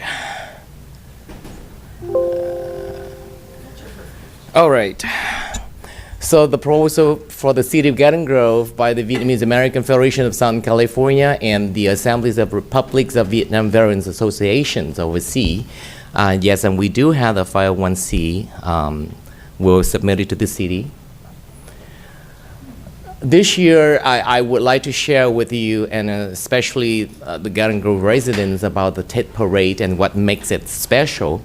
Tet, it simply means Lunar New Year, but in Vietnamese, Tet. And it's become very popular, as you know, right now. As everybody know about Tet, we just consider it's a very traditional event for the Vietnamese, regardless where they lived. And over 1 million people around the world, Tet Parade is an iconic Lunar New Year's tradition for the past 20 years. It started in the city of Westminster, and up to the time the city have no fund to support for the parade, the Tet Parade in the past 7 years has been expanded and also has been organized by the Vietnamese American Federation of Southern California. In the past 7 years, we've been taking care financially, and in the past 3 years, I have seen that the Tet Parade has been expanded to be not just for the Vietnamese community, but we have seen the Koreans community, Hispanics, and Native American NAPO have joining the parade. And it makes everybody excited because we see that it's not just become these simple events of the Vietnamese community, but it's just for the whole community in the Southern California. And Tet Parade, as again, is a community event for all people in Southern California and around the world. Why around the world? I will show it to you later on statistically. And Tet Parade only happened in heart of Little Saigon. Even in Vietnam, there's no such Tet Parade. And that's what's special about Tet Parade. And the history of Tet Parade was established in the early 2000s, as I mentioned earlier, and in 2013, the Federation of the Vietnamese Veterans Association became the organizer.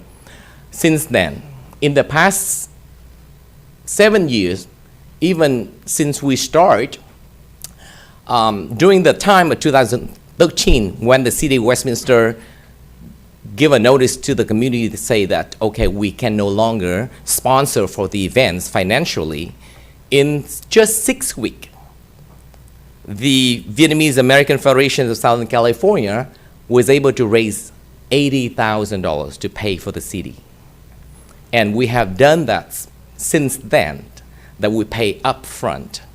About 1 month before the events took place, we deposit about $65,000 to the city and pay the rest, because at that time, it was just the estimate, and we were able to come up a week, 2 weeks later to pay for the rest of the balance. And as you see on the screen, several checks, cashier check has been submitted to the city. And up to this point, we have not owned even a penny. And the taxpayer of the city have not even paid a penny to the events. So for those concerned, the financial support, there will be zero from the city. It will pay throughout the fundraising events. And I see some of familiar face that you being at the fundraising events that we were able to raise about $40,000, $50,000 throughout the night. And statistically, in 2016, when I become the program director, I have suggested to the community that we should have some professional social network that can be involved and give us statistic, a number of how many people joining us, how many people watching us throughout the world. And this is through the company that provided us the statistic in 2016. At that time, we have 109 units joining the parade, 14 floats, and people who attend as participants of the parade was about 6,000 people, and around 20,000 people standing along the route. We have about 13.4 million live video Twitter impressions at that time. People throughout the world, even living in Europe, in Australia, everywhere, they were excited to see it because again, This is the one and only event took place during the Lunar New Year, not even happening in Vietnam. So that's what the number we have. And since 2016 to 2019, the Vietnamese American Federation in Southern California and the Vietnamese Veterans Association have been working hand in hand to make it happen, besides of many other community associations been supporting us. And we have the theme for this year. The theme for this year is the power of unity. Especially this year, 2020, it's marked the 45 years of the Vietnamese political refugees arrived in America. It's a must event that we feel we need. It's our responsibility to have the parade taking place. And the time starts at 9 o'clock in the morning to 12 on Saturday, January 26, 2020. It's the second day of Lunar New Year. As you know, before we have the Tet Festival in City of Garden Grove, and sometime a couple years ago also we have it again, because at that time people live in the United States, not locally, take the vacation time and being here with their family is the tradition for the son and daughters and children to be able to come and being with their parents during the New Year, the Lunar New Year, for people gather together to celebrate regardless where they live. That's the time that people take days off to be with their family. It's just like Thanksgiving. It's just like Christmas. And the Vietnamese, we not just to bring the cultures to the United States, we want to maintain, preserve it. We have Thanksgiving here for family being together. And in Vietnam, we have the New Year that we're being together. That's the day and time. And because of that, people cannot extend their vacation and stay for the whole week, but just taking place during the first 3 days of the New Year. And we want to take that opportunity to have people enjoy, enhance the feeling to welcome the New Year by having a Tet Parade. That's the whole purpose at the very beginning of the Tet Parade. And where we have 3 routes, the Garden Grove Boulevard from Netwood going east to Euclid. And we can turn into the past Steelcraft and going toward the park. The second route that we propose is going to be on Westminster Boulevard from Taft to Brookhurst, not from Brookhurst to Taft as the original proposal, because we're going west from Taft, so we can stop on actually before Brookhurst. It's right there. And the third proposal would be Euclid going south from Lamson to Garden Grove Boulevard. That's the 3 proposals we have. As I live on Chapman and Euclid every year during the month of September, I receive a letter from the city that, okay, the street going to be closed during the Strawberry Festival. I have no problem with that, because it's only take, once a year and everybody celebrated. And I enjoy to be there as well, yeah. And now, highlight about the Tet Parade. 5,000 people in 80 parade units, including floats, high school matching bands, and as you heard earlier, 6 high schools from Anaheim took time to be there. They started doing fundraising so they can be part of the events.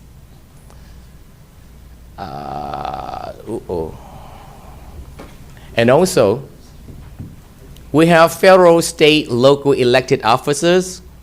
I see all of you were there. It's not new. We have Unified School District, Martial Arts School, Community Association, U.S. Military and Cadet, Vietnam War veterans, Hispanic, Korean, Native American, Native Indians, and local business and others. Actually, there's time that we have over hundreds of units registered, but we try to bring down within the time limits. So that's why we encourage people to go in group, a bigger group, instead of like stretching it out. So we have about, ideally, 80 units. But there were times 2016, up to 106, it took so long, we had to pay for the extra time to the city, and we didn't want it to happen again. And 15,000 to 20,000 viewers along parade route, with 40 million viewers on network local TV being promoted with the Vietnamese local TVs, put on YouTube, people seeing it. And during the opening ceremony, we have the skydiver with US and former South Vietnam flags, and also excited to hear the traditional firecrackers during the ceremony to start the events. Little Saigon Tet Parade, it just does not limit in the city of Westminster. We're being called Little Saigon, including Garden Grove, where we have the largest Vietnamese population in the city of Garden Grove with 6 districts. It's not about divide, indeed, it's unity. Bring everybody together. And when you want to preserve a culture and share the beauty of that culture, there's no competitions. There's no divide or conflict of interest. We want everybody to have a good time, the great time, being together. It doesn't have to be taking place in one day. It could be a second day. That today I'm busy with family, tomorrow I go to the Tet Parade. Tomorrow I'm busy, then today I go to the Tet Parade in Westminster. We encourage people to join us, just like they do, to go to the Tet Festival, either in Costa Mesa, or in Maiswa Park, or even in Garden Grove. And it's always packed and full, right? Because it's a family being together. Who would say no to the fun and the great time being together for the very meaningful day of the year, the New Year, the Lunar New Year? So I urge you to support for this event. I thank you so much for your time. And in conclusion, again, for those concerned financially, no burden to all of you financially. We pay for all the cost. And especially if we go on the route on Garden Grove, I can see that time, the farmer market's taking place in Main Street, what people are going to do by the end of the parade. Noontime, they're going to go to the marketplace. They're going to go to Steelcraft to have lunch, and that's how they bring business to local business owners. I don't see people going to go home being hungry, right? So they are going to stop by. They're going to stop by and buy something to eat, especially with their kids. They're going to come to McDonald's, where the happiest place in the on earth, right? And kids going to say, my kids say, Dad, McDonald's every time we pass by. So we on that route, we see a lot of business that will be able to take advantage of these events to bring more customer. I don't see people going to turn their back and go home. And Garden Grove has the highest concentration of Vietnamese American and Vietnamese business in Southern California. As Little Saigon expand, Garden Grove has become a pivotal focus. So for this reason and many others, we sincerely hope Mr. Mayor Steve Jones, our council member, George Birdigans, John O'Neill, Tu Hang Nguyen, Fat Boy, Stephanie Calvinston, and Kim Nguyen to say yes to support for this event. Thank you so much for your support.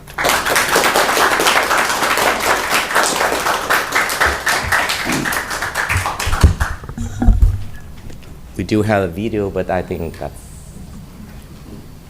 You want to see some video in the past? Okay, you were there, right? I think We've we're been fine. there. So you We- know yeah, we've how all- fun it was, you know. Yeah, we've all been there. Mr. Mayor? Thank you. Let's keep this moving along. Any questions of the Any questions? presenter? No? Okay, you may be seated. Thank you. Thank you. Colleagues? Yeah, you know, some things that come to mind, and honestly, you know, you can't help but to have that backdrop of the political division going on in Westminster right now, and that really kind of highlights a lot of things. You know, in my decision making, though, what I try to do is just take the politics out of it as best as you can and say, well, what's best for the community? I know we don't want to bring that Westminster stuff here, and I think that's the best way of looking at it.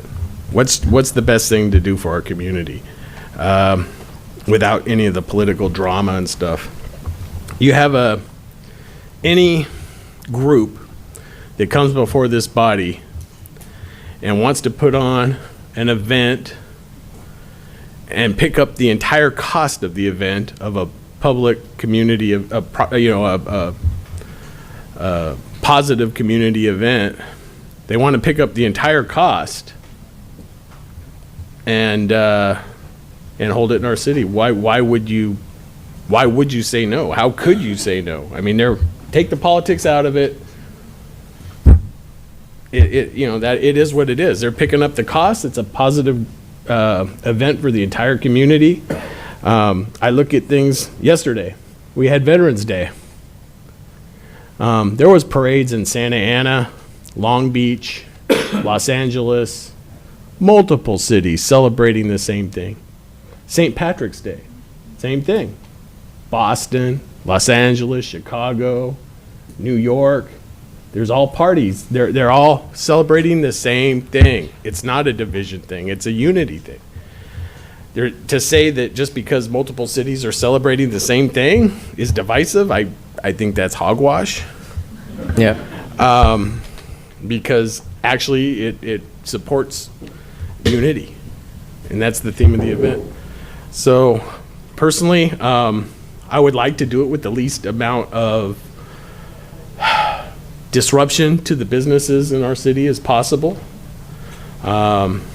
So I do like the second route best, because I think that causes less issues to the city. But yeah, I'm in support of holding the parade here in Garden Grove for 2020. Hallelujah. Well, to answer your concern, we've been having a plan. Oh, do I supposed to answer that, or just? No, why don't you go ahead? Why don't you go Oh, ahead? okay, and I'm proceed? done. We'll call you back up if we need you anymore. But I think okay. it's Because up to I us have to- the answer for that. So Yeah, sorry about that. It's not really a public hearing, so we allowed you to do the presentation, but now it's just council deliberating amongst ourselves unless we need to reach out. Take time? However you like. Go ahead, John, if you're ready to go. Okay, so I would concur with Councilman George Brightigan that, yeah, it's a community thing, take the politics out of it.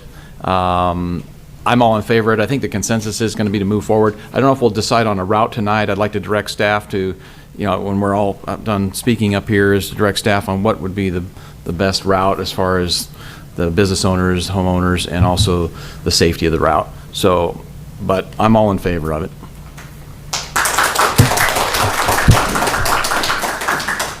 I guess my turn. Well, at the beginning, I was opposed where we are having the same day, same times. I definitely opposed to that, because that is definitely causing a division in the community. So I think to the organizing committee to change the date. I think that's a good move. At the same time, this is no matter how many Tet Parade or in the community, it's a celebration of the New Year. It's a celebration of Tet. So I am okay with, concurring to move forward with this. But at the same time, we want to make sure that we're not, designated all our personnel. We have to look at the other logistic, especially which route the best. That's not affecting our resources, especially all the police officers or the public will have to designate it for the areas. So I'm going to depend on John and the chief to advise us what is the best route. But at the same time, in my mind, I think the second route it would be the best option because it's avoiding all the businesses without interruptions, and it's that in my opinion. But of course, we're going to depend on your expertise of what to look at. Give us some more ideas so that we can moving forward. So anyway, that's where I stand. Thank you.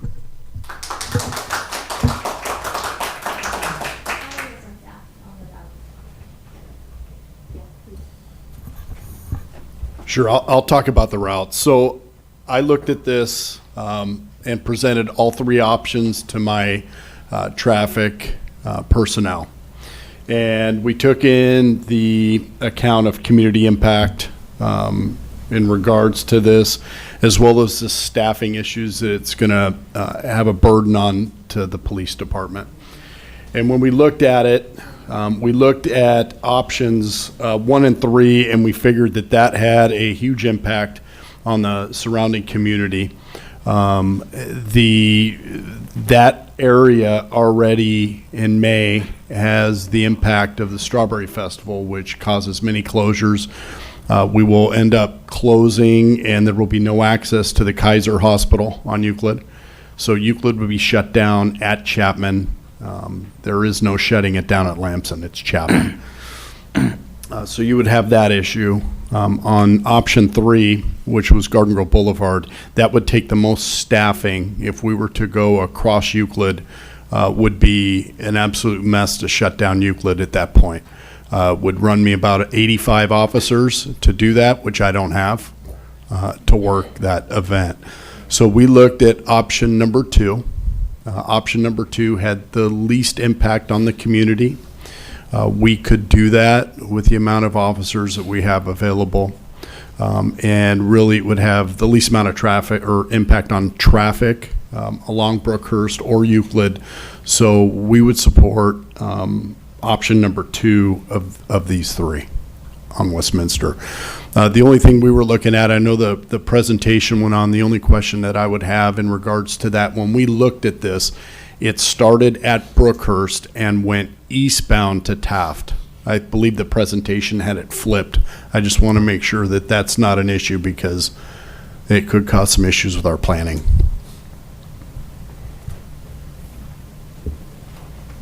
One of the things I'd also like to make sure we get ironclad is that all the financial costs are paid for up front, and should they not be met, the event will be canceled. There should be no money out of public funds for this whatsoever. I think we probably, I see everybody shaking their head, I think we all kind of agree on that. So that should be codified too in this agreement. I just want to add to that. Since we already just passed the budget for 2 years budget, I don't think we have any room to wiggle for additional at the moment. Prepay. Any other fine points or comments, or George, would you like to make a motion? I'll move approval. And in the planning, I guess, right? Would that be appropriate? To direct staff to start the planning process. I'll second.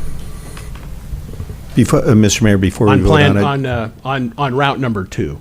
Yeah, so I just want to be crystal clear when we leave tonight, because time is of the essence. We have, I'm sure the parade organizers have a lot of work to do between now and then to make sure it's a great parade. So I want to make sure that what we will do is work with the organizers on route number 2. I hear some confusion about whether we're thinking of it going east or if it's going west. Can we get some? When we get the proponent back up here? They said west. Yeah. Can we get some clarification on that? I have several Just to make questions. sure. Several quick, specific questions. One is Sure. Originally, we want to go west to east, from Brookhurst to Taft. Right. But I was thinking, and we were thinking, that if we start from Taft, people are going to end up on Brookhurst, where a lot of supermarkets right there, so people can go there.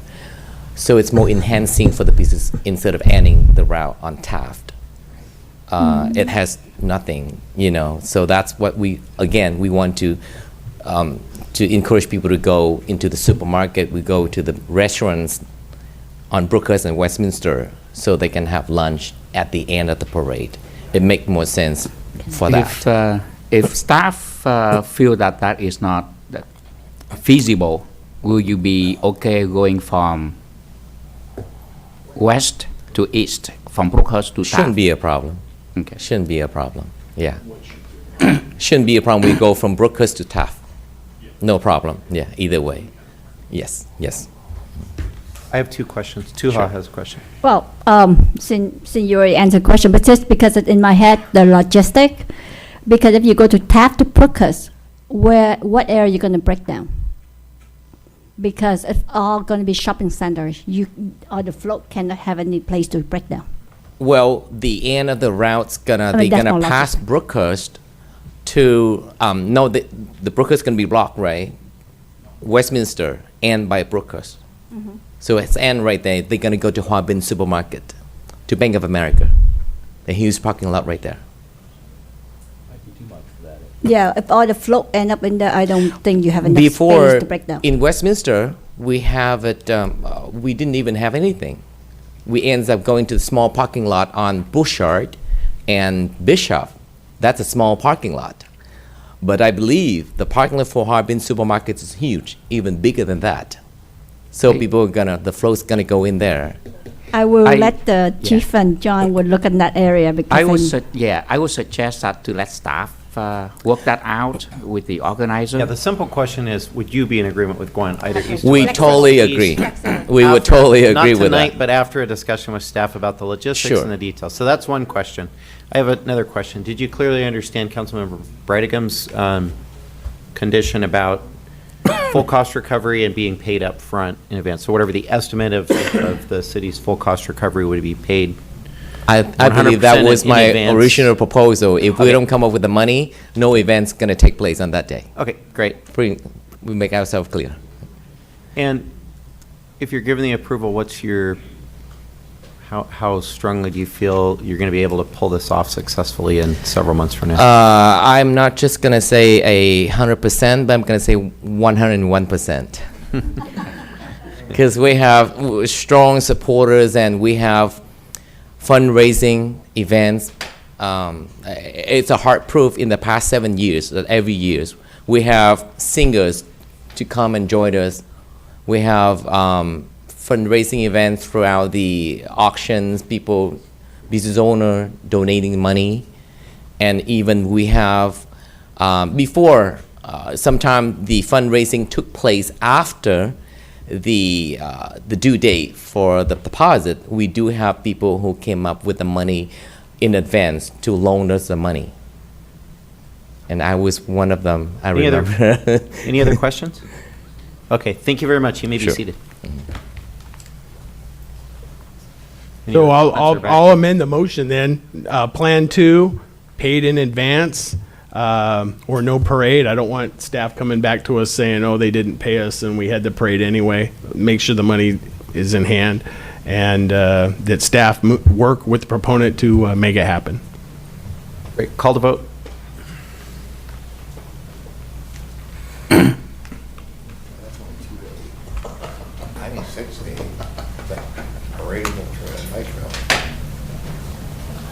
Motion received, 7 yes votes.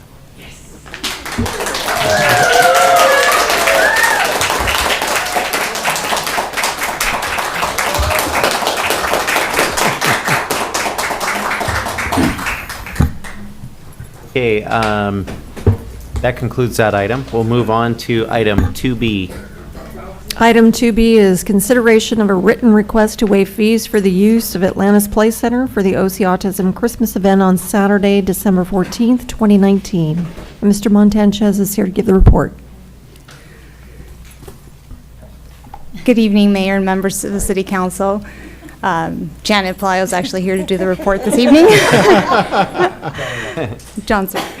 The Orange County Autism Organization is requesting City Council approval for co-sponsorship of their annual Christmas event held at Atlantis Play Center on Saturday, December 14, 2019. The organization is a tax-exempt nonprofit 501c3. that provides assistance to children and adults with disabilities, both locally and globally. Staff has verified that the organization is in good standing with the California Secretary of State Office and the Internal Revenue Service. OC Autism's Christmas event invites 500 families with autism and special needs to enjoy a free event that includes food, pictures with Santa, toy giveaway, and much more. A significant percentage of the attendees are Garden Grove families.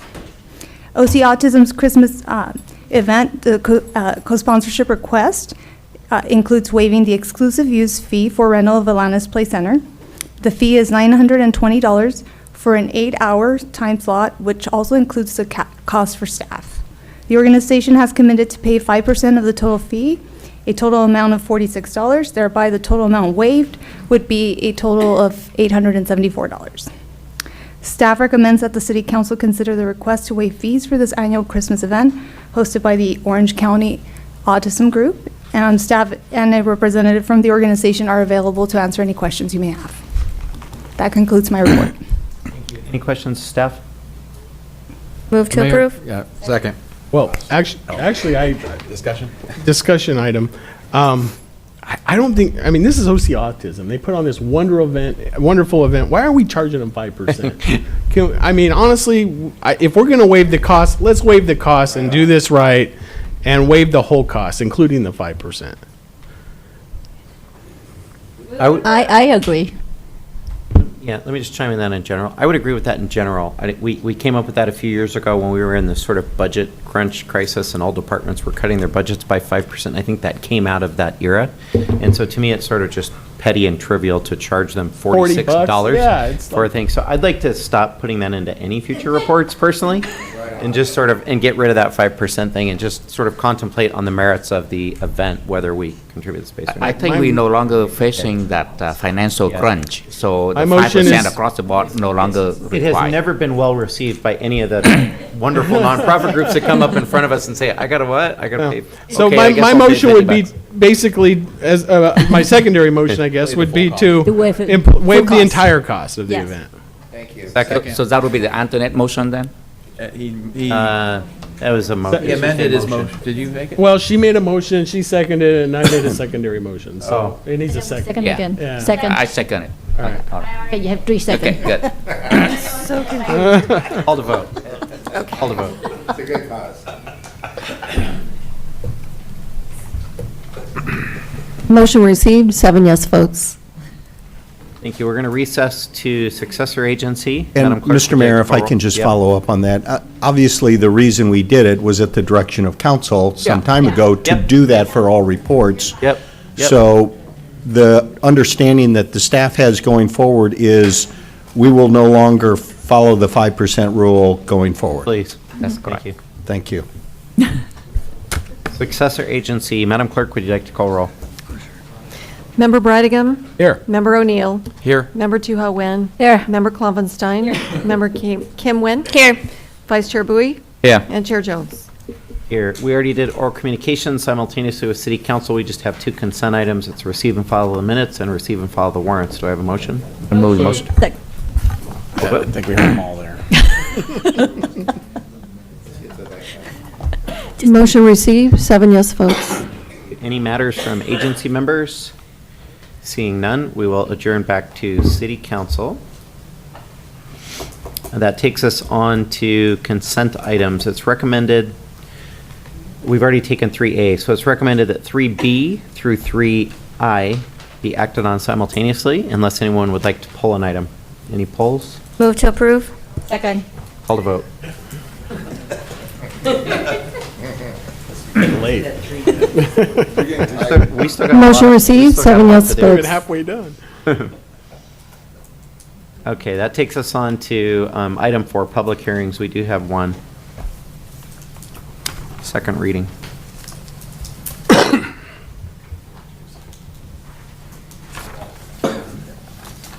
Item 4A is a public hearing. And this is to conduct the public hearing and the second reading of ordinance number 2910, which is entitled, "An Ordinance of the City Council of the City of Garden Grove amending Title 18 of the Garden Grove Municipal Code and adopting by reference the following primary codes with certain amendments, deletions, and additions thereto.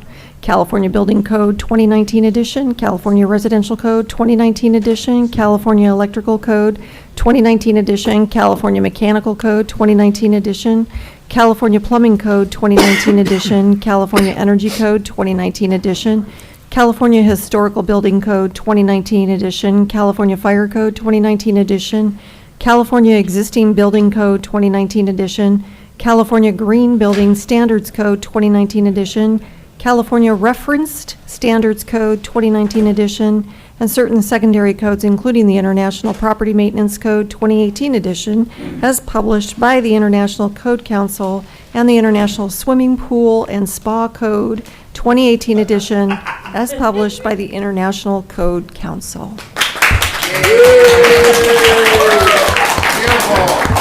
You need to take Sorry, a bow. I wasn't paying attention.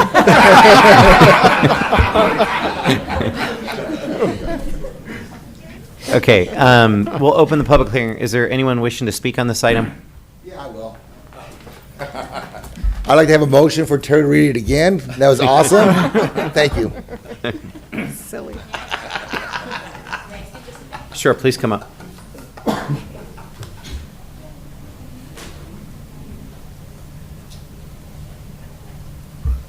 On behalf of OC Autism and our families affected by autism and children with disability, I want to thank the City Council for allowing us to continue to host our events in Garden Grove. OC Autism was founded in Garden Grove over 10 years ago, and every single one of our event has been hosted here. And so this especially is our 10th year anniversary, and I would like to invite the whole City Council to come, and all the families who are affected by autism, and city staff who would like to learn more and partner up with us to continue this tradition. Thank you so much. Thank you. I'll move approval. Close public hearing. We'll close the public hearing. Oh, I'm sorry. Now I move. Yeah. Call the vote.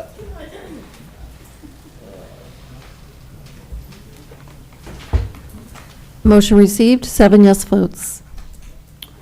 5A, Commission Committee Matters. We do have an appointment to fill a vacancy on Traffic Commission. I would like to nominate Yasmin Vasquez. I second. Any other comments, questions, or call to vote? Thank you. Motion received, 7 yes votes.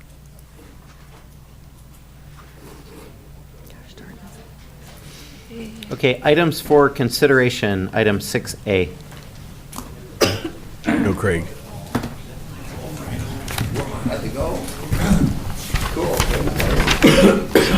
Item 6A is award a contract to Los Angeles Engineering, Inc. for the construction of project number 7281 Bicycle and Pedestrian Trail on the Orange County Transportation Authority, OCTA, right-of-way from Stanford Avenue to Brooker Street, and Mr. Murray is here to give the report.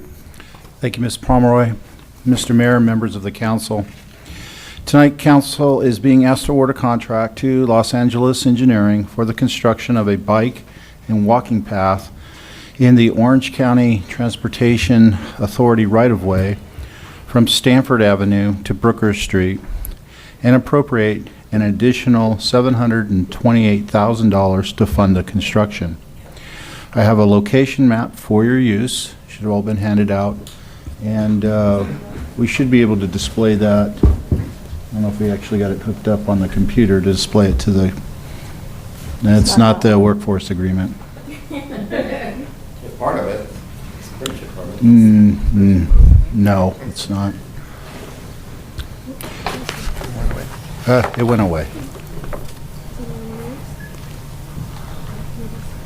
No, it's not here. That's all right. Yeah, we have a printout of it. Okay, everybody, it's basically the old PE right-of-way that cuts across the city, and the existing portion of it is from Nelson to Stanford, and we're also planning an extension in the future from Brookers to Chapman, and possibly future. We'll see how that goes. The 12-foot wide bike path will be constructed using asphalt concrete, and the 8-foot wide pedestrian path will use decomposed granite. Both paths are 30 3,725 feet long, which is almost 3/4 of a mile. The path will have trail lighting and will include improvements to each of the street crossings. The streets will be narrowed at the bike and ped crossings and signed and striped to improve safety. Brookers will have a signalized crossing for the path and will not be narrowed. The bulk of the project will be constructed in the OCTA right-of-way. However, staff does expect some traffic delays caused from the narrowing at the crossings in the public streets. And that's basically to allow for the closure of the outside traffic lanes, or basically an entire traffic lane, to do that, facilitate that work. All of this work is planned to be done at a cost of just over $1.9 million. Staff received and opened 4 bids on September 26th of this year and determined that Los Angeles Engineering was the lowest responsible bidder. This project was included in this year's capital improvement plan, but exceeded the estimated budget by the aforementioned $728,000. As such, the project will be paid for with the original $1.5 million in federal grant, and staff is asking for $400,000 of park fees and $328,000 in AQMD funds to be allocated to this project. Should council decide to award and allocate the funds tonight, the contractor can begin work in January and should be complete by summer of next year.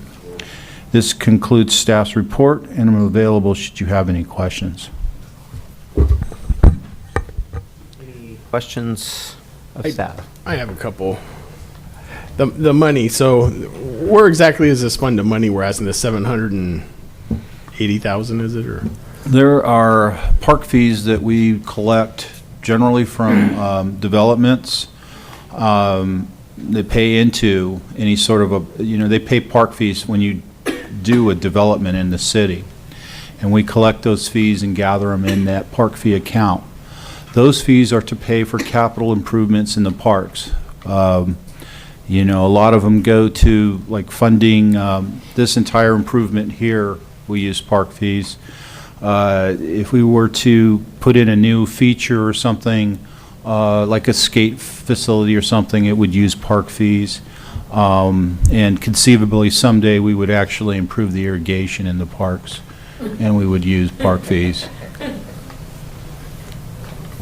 The other money is from the AQMAD account, and that goes is funding that's I don't know exactly where it's collected from, but we actually put it in that account to address our carpooling issues and our requirements that are owed to the Air Quality Management District for an organization of this size. Thank you. I don't know if you guys have any more questions. I have comment after, but. I have a couple questions. So maybe it's more, Bill can let me know. So my biggest, I'm all in favor of this, but my concern is obviously crossing the main thoroughfares and then safety along the route at those major streets for pedestrians. It's going to be striped for a crosswalk or to go from across the right-of-way? Yes, there'll be a striping and push-button ped crossings. Okay, perfect. And then going across Brookers, we'll actually have a full signal that will flash and will allow for a crossing there. Any safety along the route? Maybe in these, so we got solar lighting, but maybe there could be a panic button if there was any issues. Because some of those routes in between Lamson and Brookers, it's a pretty long route there. There'd be some sort of, in parking structures at colleges, you have a blue light, and you got a security button where something happens. So that's a thought. But then also I had a question about along the right-of-way. There are some areas, especially over here near Stanford, that businesses have leased the space. Are those going away, or are they just retracting back to get away from the path? Or staff is working with them to relocate their facilities and provide enough room to get this through, to get this construction through. All right, that's all I have. Thanks. Any other questions?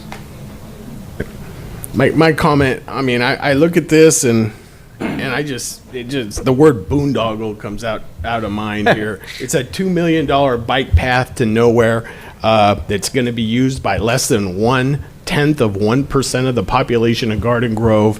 It's going to end up being a homeless encampment mecca We've got homes that border that's going to be free reign to their backyards, to these people's homes. I think this decision to go down this path is a terrible decision. I don't see anything positive about it at all. It's a lot of money for a very few minor amount of people who would use this, and we would be reallocating funds from our parks who really need the money. We just got the park report. We need to come up with a lot of money to get that done, and now we're going to take that money and put it on this boondoggle? I mean, it's ridiculous. It's ridiculous. The amount of people who ride bikes in this community this is Garden Grove. We don't have a lot of bike riders. I mean, it is what it is. So that's my thoughts. I think we should prioritize the matter to our parks and not to this nonsense. And that's my thoughts. How do you really feel? I had the same concern because of the safety, and I inquired about it, and I was told that right away would be treated as kind of a park where at 10 p.m. There's no transient population in there. There's nobody. The police can actually, enforce a curfew from 10 p.m. I believe, to just like our parks. What is our current curfew in our parks, Bill? 10 p.m. And what time does it open? It's basically dusk to dawn. Dusk to dawn. Okay, so 10 p.m. until dawn. When we had to turn the lights on, it goes to 10. Okay. Can't even keep the homeless out of our bathrooms in our parks. I mean, Eastgate Park just got totally vandalized a couple weeks ago. I mean, it is what it is, but. Well, my question is, are there homeless encampment meccas there now? Right. Yes. Where? We just cleared one out and took all the brush out right at Brookhurst and the OCTA right-of-way. That was due to a fire that was started by the homeless in the brush. We envisioned the brush carrying the flyer up to the tree line and then extending over into the rear property of the residents off of Bonzer Avenue that had trees. So we decided just to go ahead and rip out all of the shrubbery there to prevent the fires from, Lord knows, they were probably cooking there. I don't know exactly what they were doing there, but we wanted to reduce that type of an event. I just have, once we have this, this is a positive thing. Council Member George, we don't have a lot of biker because we don't have lane to ride, but now we do, so I have a bike, so I'm ready to bike.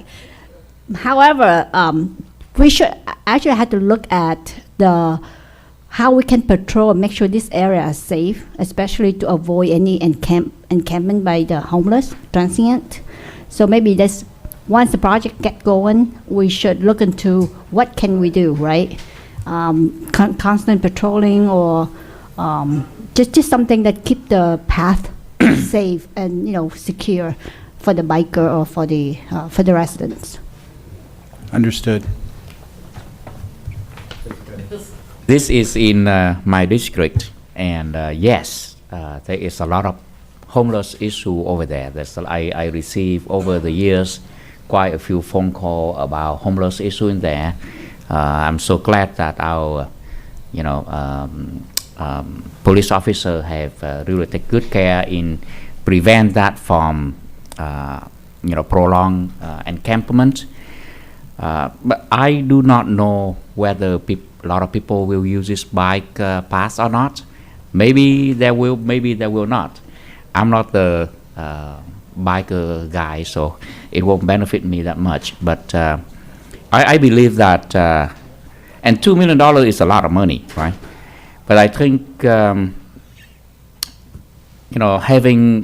doing something in that area to turn it into some bike path, as well as some potential improvement for possible use and treatment of that as a park with a lot of light to light up the area will help.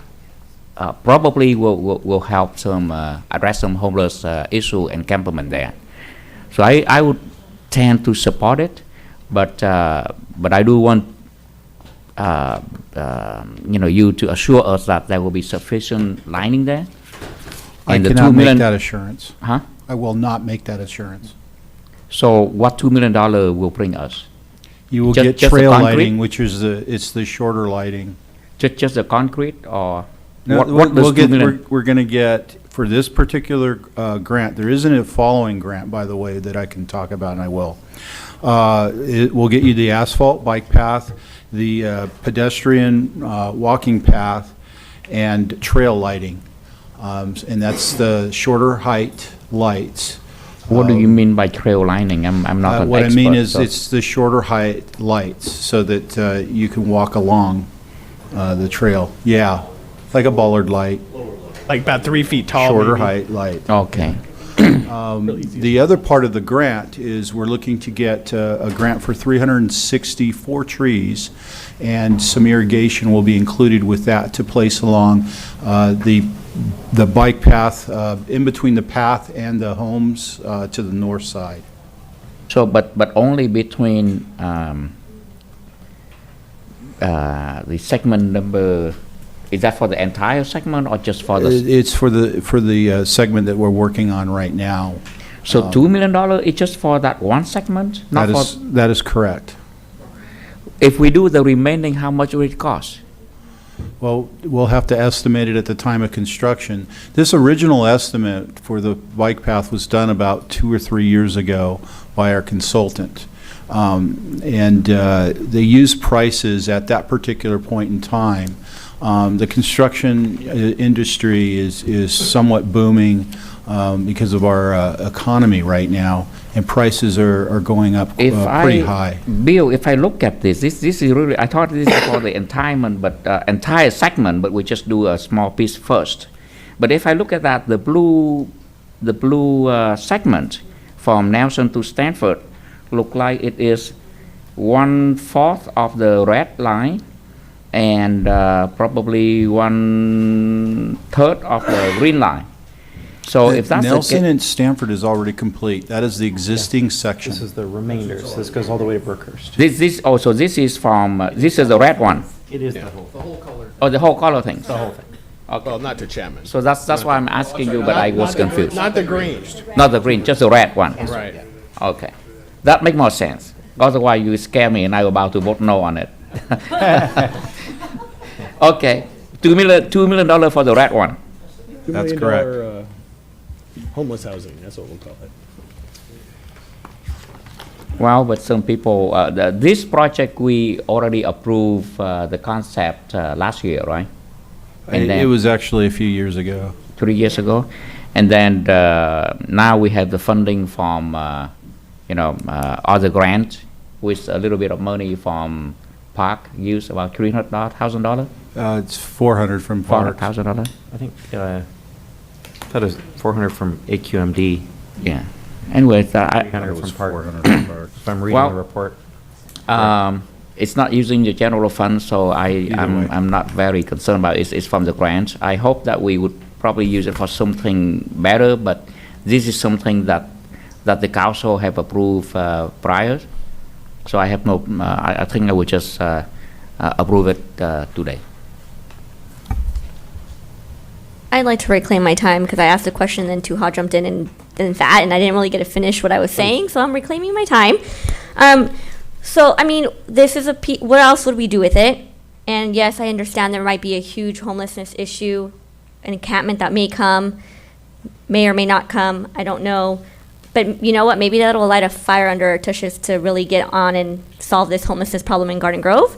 I'm concerned because I don't feel the enthusiasm coming from this side of the room, so I don't know where we are with it.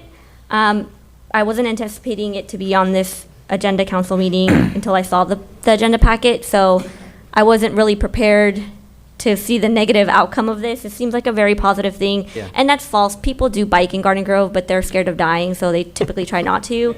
The other thing is we have had multiple residents come and talk about this on the dais. This isn't something that we just decided to do. There was a reason why, and I've had residents reach out to me personally asking about bike paths and pedestrian walkaway and right-of-ways and different projects. If this is an opportunity to have green space in Garden Grove and for us to utilize to host events, to do something unique, I mean, we're running out of space. I'm fighting to get my district's one park revamped, and I don't know, we're still waiting to hear back for the grant. So we were awarded money. With all grants, most of the time you have to put money in to get money out. So I'd like to hear from our mayor, because I know that this is his big baby. So before I decide where I'm at with it, I'd love to hear his thoughts. Thank you. So yes, this has been part of a longstanding vision of mine that I'm very passionate about. So I think from a placemaking standpoint, something magical happens when you get people out of their cars and onto the streets as pedestrians, as cyclists, as whatnot, and you connect our city. Several years ago, Aaron Webb, who has now retired and moved on, wrote a beautiful package for our bicycle and pedestrian master plan throughout the whole city called Pedals and Feet. That was sort of a preamble to receiving funding. We've got a almost $1.5 million funding grant that we're taking advantage of here to do this. So, we have money to do this. We're supplementing it a little bit with our parks and AQMD fees, which are sort of specifically targeted for this type of thing. Anyways, we currently have a condition that's 100 feet wide by the entire city long of blight, of straight up blight, with coyote dens, with homeless encampments. Why? Because they're fenced off on both ends. There's overgrowth. You can't see. There's no visibility. That's what creates those conditions. Of course, that's where the homeless are going to go. Of course, that's where the coyotes are going to hang out, because nobody goes back there. You're not allowed to, right? It's just no man's land. When you open these things up, you add landscaping, you add lighting, you have people movement on it. It resolves those conditions. So it's a natural impediment to encampments and to bad behavior and that sort of thing. Furthermore, it connects the city in a whole new way. The intersection of Brookhurst and Chapman becomes very accessible to downtown. It helps kids get to school and back in a safe manner so it's a safe routes to school mechanism that's strongly supported by that whole coalition as well. And like I said, it just brings people together. It makes our whole community smaller when you connect not just this route, but the whole master plan of Pedals and Feet contemplated of getting people around the city by foot and by bicycle, and not just by vehicle, because we're sort of trafficked out to the hilt. So it's a kind of a beautiful way of doing it. By the way, it's what attracted Martin Howard to come bring Steelcraft to our city. By the way, it's what attracted Shaheen Sadeghi to come bring Cottage Industries to our city. It's these things, right? So this is a part of placemaking that has a multiplier effect, and there's a lot of grant money out there, and we've tapped into something very special and something big. So yeah, I wholeheartedly support this, and I would counter pretty much every single argument that you said, with all due respect.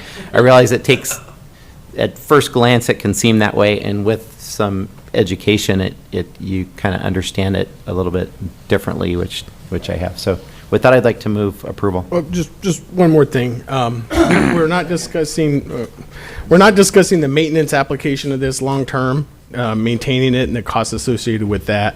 Again, I get the different perspectives. I've seen them try this stuff in Los Angeles, and they think if we build it, they will come, and they never come. We just end up with a lot more issues, and so I get that. Trying to be optimistic, but I'm trying to be realistic. This is $2 million and a lot of maintenance costs over the next 20 years to keep this thing going. I don't think that's even planned in. I mean, do we have a cost associated with that? We have a cost associated. We came up with one about 3 years ago, and we estimated based on, basically a guesstimate at that time of about $150,000 a year. So $150,000 a year just to maintain it. That's correct. I mean, in 10 years, we're looking at another $1 million. I mean, don't excuse my expression, but really, I mean, but with that being said, there's a motion and a second. Real quick, I'm the optimist. I have a lot of this in District 2 that's unused, and it's been well secured. We don't have too many problems because PD does such a great job. But imagine this. Imagine a high schooler at Rancho Alamitos being able to get on that path and safely get to Garden Grove High School within minutes instead of traversing those main thoroughfare streets. That excites me. I want to see this thing go all the way through the city to Stanton, because it's a super highway, and if it's used properly, it can be good, and you can't just sit back and say, well, what if this and the homeless? Well, the homeless is another situation which we have to solve, like Kim Nguyen said, that's a whole nother issue, whether there's a open right-of-way or there's a closed right-of-way, that's an issue we got to deal with. So I'm the optimist. I want to see this thing go through the whole city, and Go ahead. just wanted to say that. Sorry. Just very quick, I just want to give example. In my district, every morning, it's 5 o'clock, people walk on the street for exercising. Now we actually have a safe path that pedestrian can walk safely, right? I'm all for it, and this beautify our city. That's it. Now, you guys don't want me to talk too much, but I cannot resist, right? I'm trying not to ask or give us so many jobs. Okay. The key to this is safe, right? That's why I'm asking about lining bill. I know in the budget you don't have enough money for lining, but you got to look for money to do that, because without the linings, people will not be able to feel safe. If they do not feel safe, they will not walk and exercise or ride a bike through it. It's going to have lighting along the path. He said low lining. He says no. It's going to have path lighting that's adequately spaced and served, and the foot candles will be appropriate for lighting a path. So like I mentioned, this would be a really good shortcut for people who want to take a shortcut either by walking or by bike, and I think it may be worth it. Also, in the future, if we have more money, we could also make it into a little park where people can hang out. Now, it's not going to be a wide park, but it will be a long park. So it maybe have some potential, and I'm willing to support it. But please keep it safe, okay, Bill? But we're taking money from our maintenance for our current parks. You got to remember that.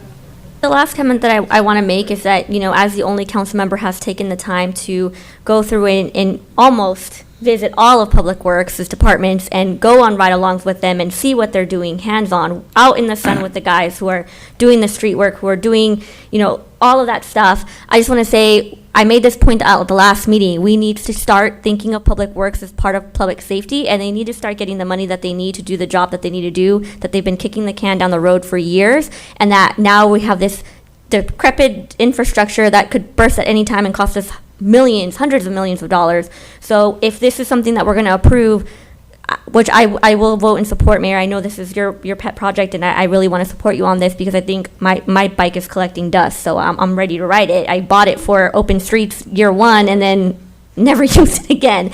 So it's $128 of just wasted money in my dad's garage. But I want to urge our council that, number one, we need to get our butts moving on homelessness, because no one wants to put a shelter, no one wants to have this, I keep hearing no's, but then we keep complaining about it.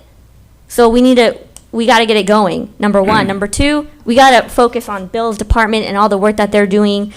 His guys and women are doing all the work that none of us are going to ever want to go do, right? That's hard manual labor. Sometimes it smells really bad, and it's not fun. So we got to make sure that we're allocating that money to make sure his team is taken care of and doing what they need to get done for our city.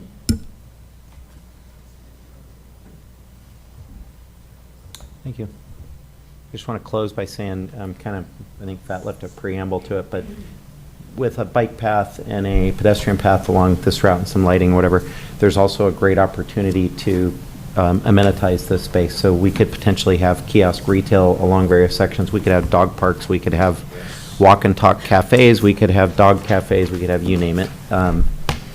BMX jumps. Excuse me, but how about Fat Cafe? Yeah, we could have a fat cafe. That could happen. So I'm very excited to see this go forward. With that, I'd like to make a motion. Second. Call the vote.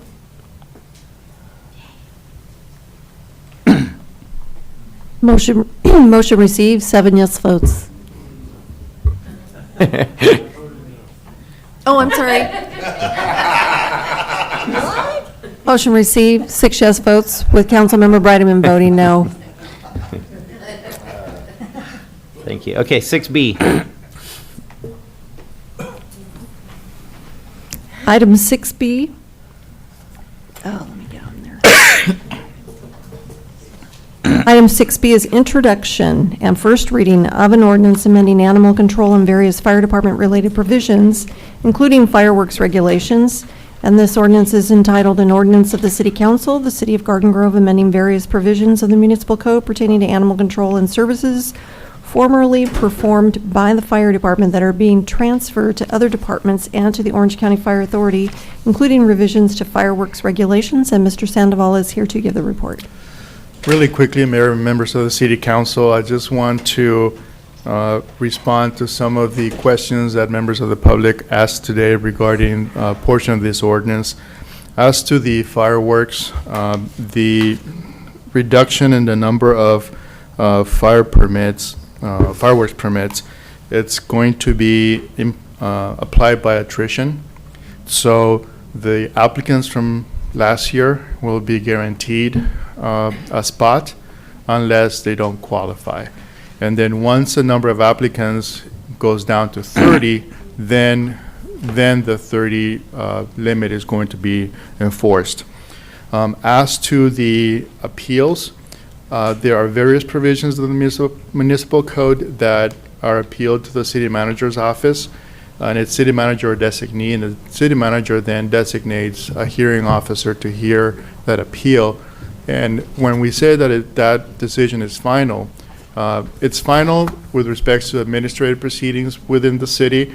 Anyone who is not happy with that decision can always go to a court to try and get that reviewed. But in terms of appeals coming to city council, normally we try to limit those to land use entitlements that affect property rights and not, administrative type permits. If there's any questions of the city council that you'd like me to respond to, I'll be happy to. If not, again, I'm here to answer any questions you may have. Any questions? Motion? Second. Call to vote.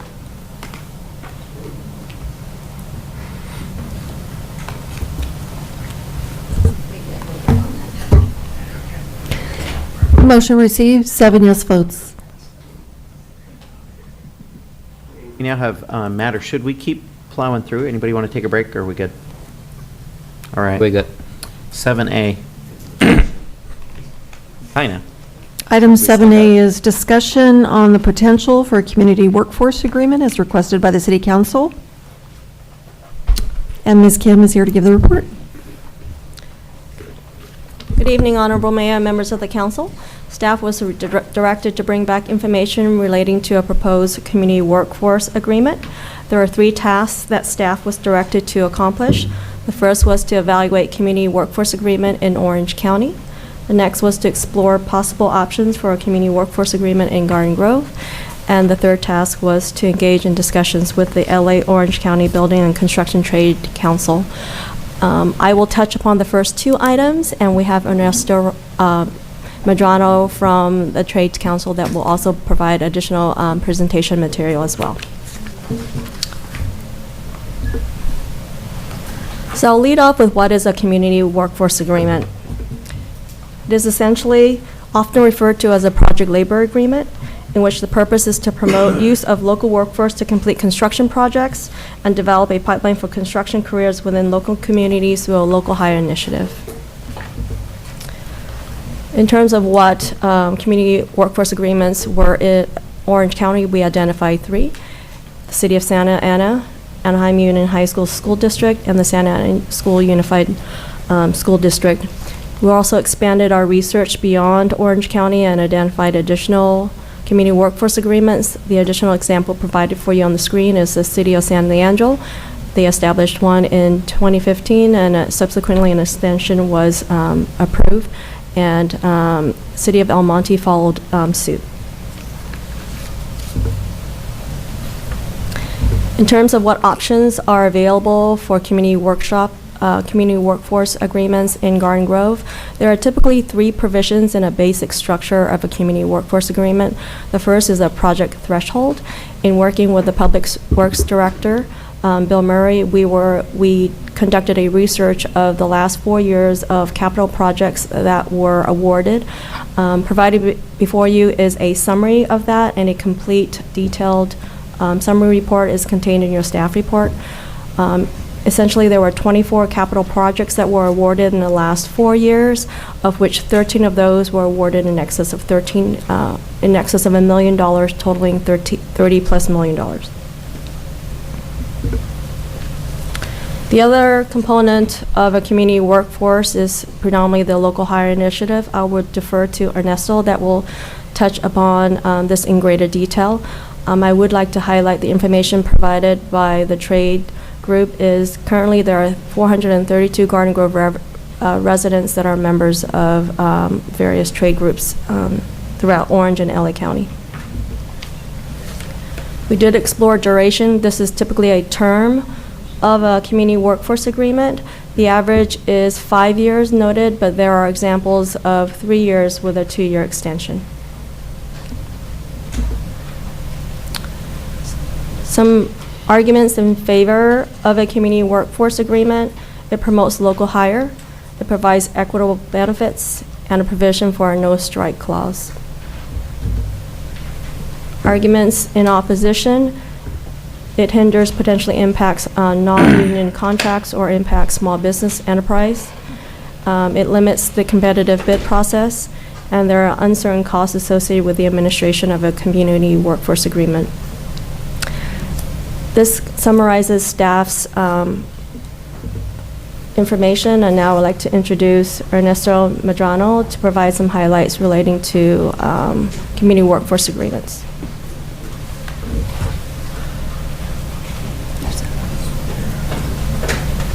Kind of point it in this direction, and then you've got your arrows. Good evening, Mr. Mayor, members of the council, executive staff, public. My name is Ernesto Medrano with the LA Orange County Building and Construction Trades Council. We represent 140,000 hardworking men and women. We're the second largest in the country, largest in the state. Have 49 organizations affiliated with us, and we represent all the 14 trades, and we collaborate with our brothers and sisters from the Carpenters Union. So let's get started here, see if this works. Okay, so just real quick overview, and I think we've heard a lot of the information, but basically public works projects and why community workforce agreements. Public works projects paid for by public funds, or in whole or in part. It could be construction, alteration, demolition, installation, or repair. They're done under a contract, and it's the state prevailing wage, and that's what we have in our agreements. It's the state prevailing wage. So labor cost wise, there's no additional cost. Oops. Defining community workforce agreement, we heard it's a pre-hire agreement negotiated between the awarding agencies, local building trades, that covers conditions and standards for construction projects, as well as how to resolve any issues that might come up. Its core, it's a contract between the agency, the contractors, and the unions to work in a partnership to build. Oops, I think I may have passed that. Do I go back? Okay, so that's it. And okay, so things to know about community workforce agreements. They're used on public and private projects in all different sizes and scale. It includes modernization, maintenance, and repair. CWS collectively bargained to establish work rules, dispute resolution processes, and to meet the unique needs of the project. The agreements were first used on big public projects such as the Hoover Dam. I know there's been some reference of other agreements in the area. Stadiums, such as the Inglewood Stadium, we got about 3,000 folks working on that stadium right now. The LA Football Club was built on budget and under schedule, and it's obviously people are enjoying that right now. Working projects like the Memorial Coliseum, you heard one of the members that came up and spoke. He's working on the Westin Anaheim Resort, a 4-diamond hotel in Disney, and we're hopeful that we'll build the other Wincom property, which is on Harbor Boulevard, and we're hoping to proceed with that, where we have an agreement as well. So we do private and public. Community workforce agreements are the only labor agreements that provide for local and veteran preference hire. No one else could do that but through our dispatch and our hiring halls. The elements of the agreements: labor relations and its efficient dispute resolution that does not impact the project. If there's any grievances or disputes, it gets done on the side. The project continues, because to us, the continuity of the work is very important. It dramatically reduces the risk of delays and cost overruns. Labor compliance-wise, certified payroll. It guarantees a high and skilled trained workforce. You heard John Hanna talk about having the best in the business in terms of our apprenticeship training facilities. It ensures workers receive fair pay, health, and retirement benefits and the safe working conditions. For the local hiring community outreach, it's career training opportunities through our apprenticeship programs and provide a continuous and immediate boost to the local economy. We also have, I didn't put it up here, but we have a multi-craft core curriculum. It is a curriculum that is provided to high schools, community colleges, and community organizations, and it fulfills the A through G University of California entrance requirements. That prepares people to come in, but that's mainly for educational institutions. I won't belabor that in this late in the evening. Why work with the building trades? Well, we believe in partnerships. Most of the time you hear about collective bargaining being adversarial. We believe in really partnering with the awarding agency for the long haul. We want to help you. We want to work with you. We want to make it successful for all of us, for the residents. So we build efficiently and safely, doing it right the first time.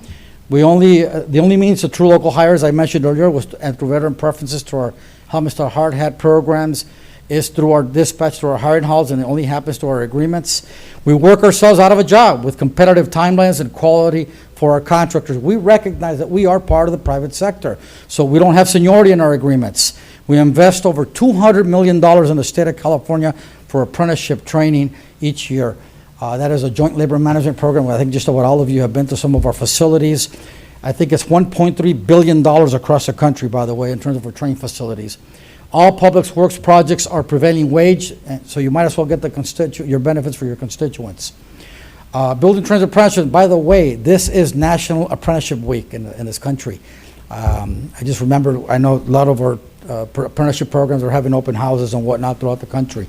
Classroom instruction and on-the-job learning, you work, you earn, you learn. Averages from 3 to 5 years. The apprenticeship, like electrical workers, like 5 years, sheet metal.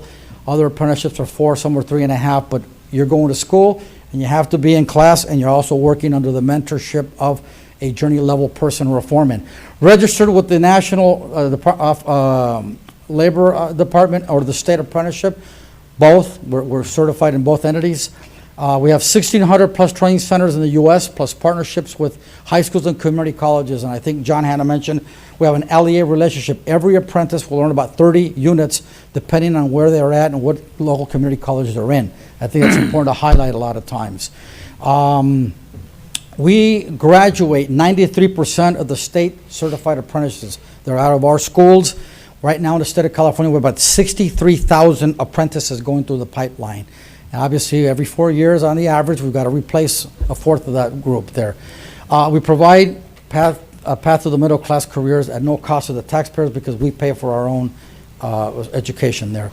Impacts of community workforce agreements for the awarding agency. It builds relationships and goodwill in the community. It provides for stability and efficiently in the project process.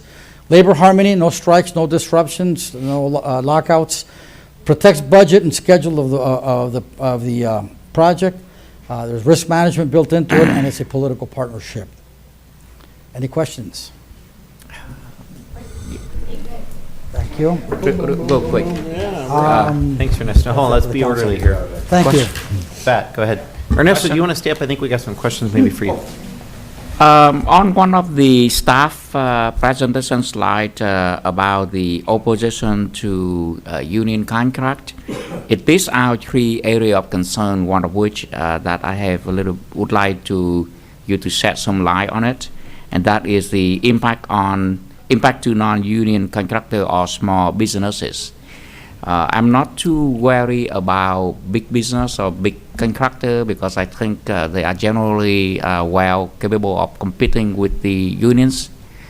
But for the small, very small contractor, how do you see the impact of a union work will affect the ability to, sustain the work, and especially only those small business in Garden Grove? We have not heard of any issues where there's for single craft work, for example. Some of our agreements have thresholds for single craft work somewhere for $25,000 and above are covered in the agreement. At this point, we haven't heard a lot. It's a tight market altogether, period, because you saw the economy and how construction is, but we have not had that feedback. When bids have come in and the awarding agency has found to be a challenge, they reach out to us, we notify our trades, the trades go notify their contractors to encourage the bidding process. I will say initially, because people are not aware that there's an agreement or the bidding process. Sometimes it's slow in the process in the beginning, but it does pick up. We've had agreements with Anaheim Union Elementary. We did an agreement with Centralia School District, a $49 million bond, small projects, all of them for small contractors. Many of them are non-union as well. We haven't seen that challenge from our anecdotal experience. Council member, if I may, I do want to point to the 4-year history of Public Works awarded contracts. Approximately $35 million of contract was awarded. That totals about 13 projects that exceeded $1 million. One of staff recommendations would be the project threshold to be at $1 million. If direction is provided to staff to negotiate a community workforce agreement in Garden Grove.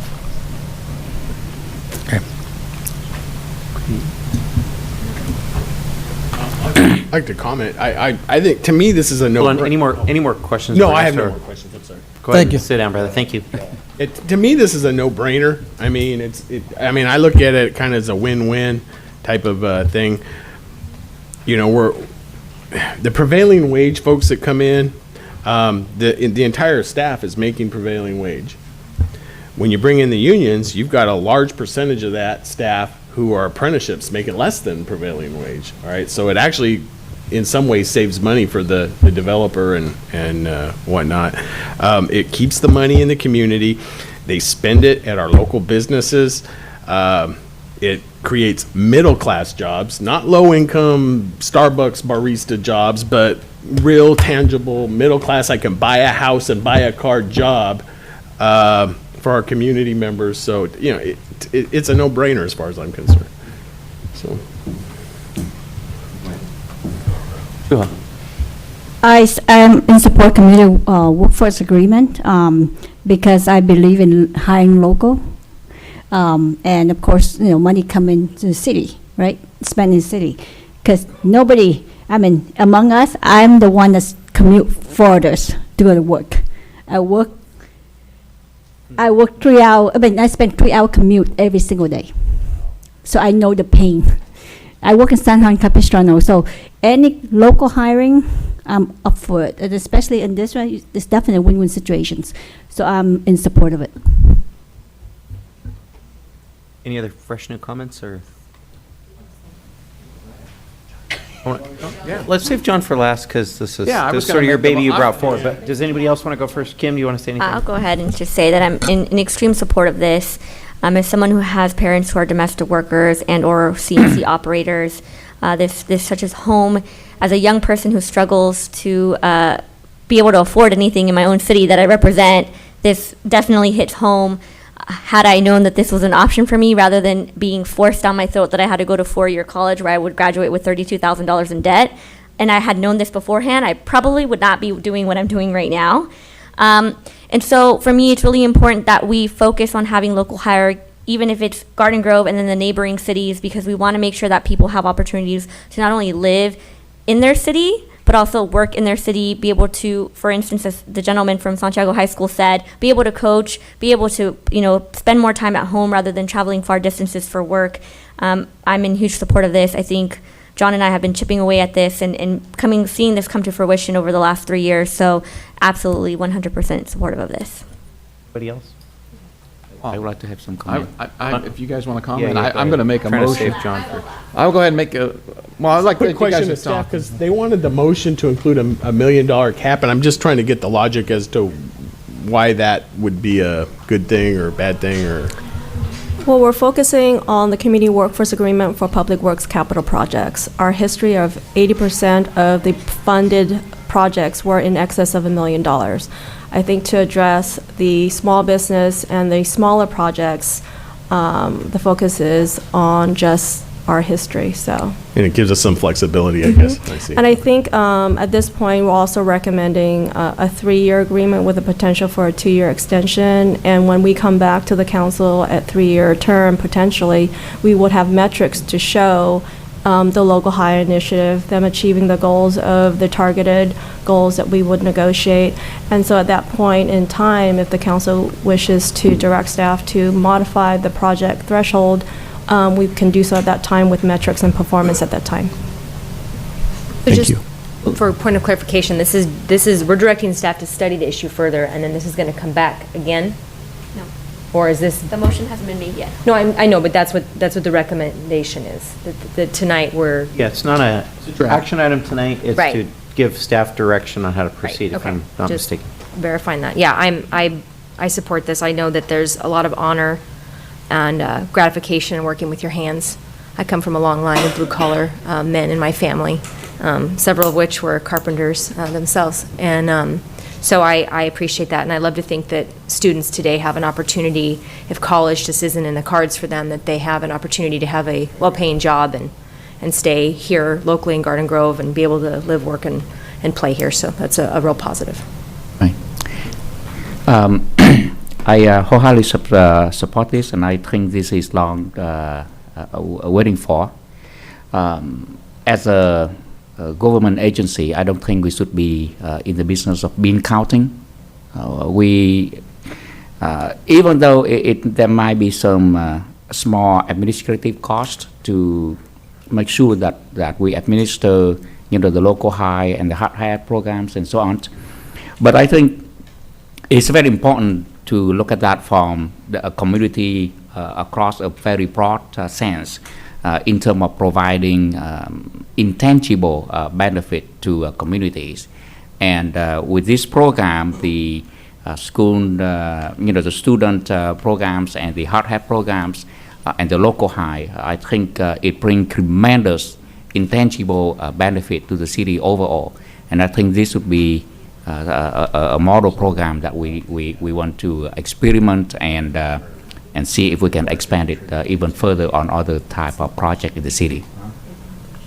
Sorry to hold you up, but I want to save the best for last. Oh, okay. Oh, yay. So I'm so excited because I'm a product of the building trades. I mean, I got out of Rancho Alamitos High School. I knew I wanted to work with my hands, but I was top of my class. I could have gone to a four-year college, but I knew I wanted to work my hands. I went to Fullerton College. Long story short, I end up by accident falling into the electrical union, and the rest is history. So anybody that knows me or talks to me knows I'm a big proponent of the building trades and getting into skilled craft. I don't care what craft you get into, but get into a skilled craft, because I was really impressed by all the speakers tonight. As far as, I didn't hear one negative comment. We had speakers guys that are in the trades, working right here in our city, that come forth and give us these great stories. I want to thank Congressman Lou Correa's office. I want to thank Assemblyman Tom Daly's office for having people come here tonight. We have a letter from Tyler Deep's office, Assemblyman Tyler Deep. So there's a wide range of demographics of people that support this, and I know it's a good thing going forward. So I think the motion tonight for me would be to direct staff to enter into negotiations with the LA Orange County Building Trades, work on a rough draft agreement, and bring it back as soon as possible. I know we're busy right now. We got a lot of things on our plate, so if it can't happen by this December, because we'll probably be dark in the second meeting in December, maybe the first or second meeting of January, to come back. I think that's doable with the building trades. They're here to work with you. And as far as the threshold goes, I'd really rather see something about $500,000, because once you get to over a certain amount, what's the point? But you're either doing a workforce agreement or you're not. So, but that can be negotiated, and then if you can bring us back a draft agreement, and then we'll vote on that at the time. So that would be a motion. Second that motion. Okay. Call the vote.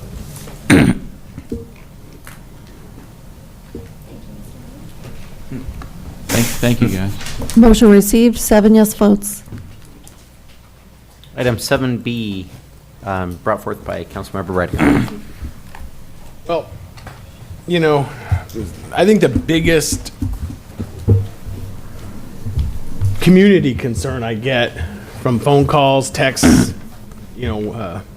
everything, is parking issues. And quite frankly, Garden Grove PD does a great job. They really do, but they're overtaxed, and quite frankly, parking is the least of their priorities. It's just at the bottom. And so if you do get a police officer to get out there in a timely manner, and actually catch the parking violator, it's rare that they even write a citation when they're there. They might warn the violator, but getting any kind of enforcement action and being responsive to the community doesn't always happen when it comes to the lower priority calls.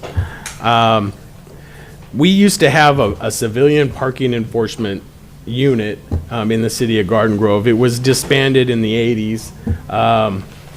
And quite frankly, the time has come to reestablish that. My suggestion is a 2-person civilian and parking enforcement detail. They're going to probably initially need to be under the police department for training and whatnot, but that's up to the city manager if they're under code enforcement, police. We currently have one hired by the city who works under Bill Murray following the street sweeper around. Maybe that's an appropriate place for them, but I don't want to get into minutia. We do need this, though, to be responsive to all the community concerns, all the complaints that the community puts out. And I'd like to see us give direction to the city to get it up and running with a 2-person unit. And maybe then after it's running for a year, we can get a report and see how it's doing, if we choose if we want to add to it or subtract or however, but I think we need to get it going. What's nice about this also is as they're driving around the city enforcing parking issues, they're also another set of eyes and ears for the community, so we don't have to wait for these complaints. They can be proactive. They can say, oh, this curb is turned pink, it's no longer red, we can get that fixed. Or, oh, there's a code enforcement issue over here that they can report, to the city. So they have, it's another set of eyes and ears, and we don't have to wait till things deteriorate to where the community's actually complaining about it. So that's my suggestion. I'd like to get any comments or. I think the idea has merit. I'd like to see it fleshed out a little bit more. I just kind of want to see how it's streamlined and how it makes sense and what kind of teeth these people would have in terms of enforcing things. Maybe, like you're saying, maybe there is another component where they're kind of tied in with code or they're tied in with something else, so we're kind of getting some dual action. So I don't know exactly what that looks like or what we have to do tonight to move it forward, but I'm willing to at least look at it. I think George just recommend that we start looking into it and bring it back to the city. So I think I like that. Over the years I receive a lot of complaint about parking issue, about people who violate parking, as well as people who use up the parking along public street that they can no longer be able to park close to home. There's also a lot of code enforcement issue that people complain to me, and it's still happening as they complain about for resident or as well as commercial. In fact, I received 3 complaints about a illegal CUP use over the weekend, but staff is not working during the evening, so they complained to me, and they said they filed a formal complaint at the city website, and nothing happened. So I think things like this would be nice if we can have more staff looking into it. I'd be a strong supporter of this, at looking at budgeting to make this happen, because we have a lot of people that take our lack of enforcement and they abuse it from neighboring cities and unincorporated county areas, especially near my district. They know we're not enforcing anything, so Anaheim is, and they push them all over, and they're all parking on our streets, big trucks, trailers, you name it, it's parked in front of your house or what have you. So I'm all in for enforcement. Let's enforce our rules and laws here in Garden Grove, and let's put some money behind it. I don't know how quickly it'll be able to happen, but let's move forward. I'm generally supportive of this as well, but I just wanted to kind of throw something out there for discussion and maybe put it in context. So we're deep into an economic boom cycle. There's stuff getting built everywhere. Businesses are flourishing. We've got a vibrant economy. There's all that kind of stuff.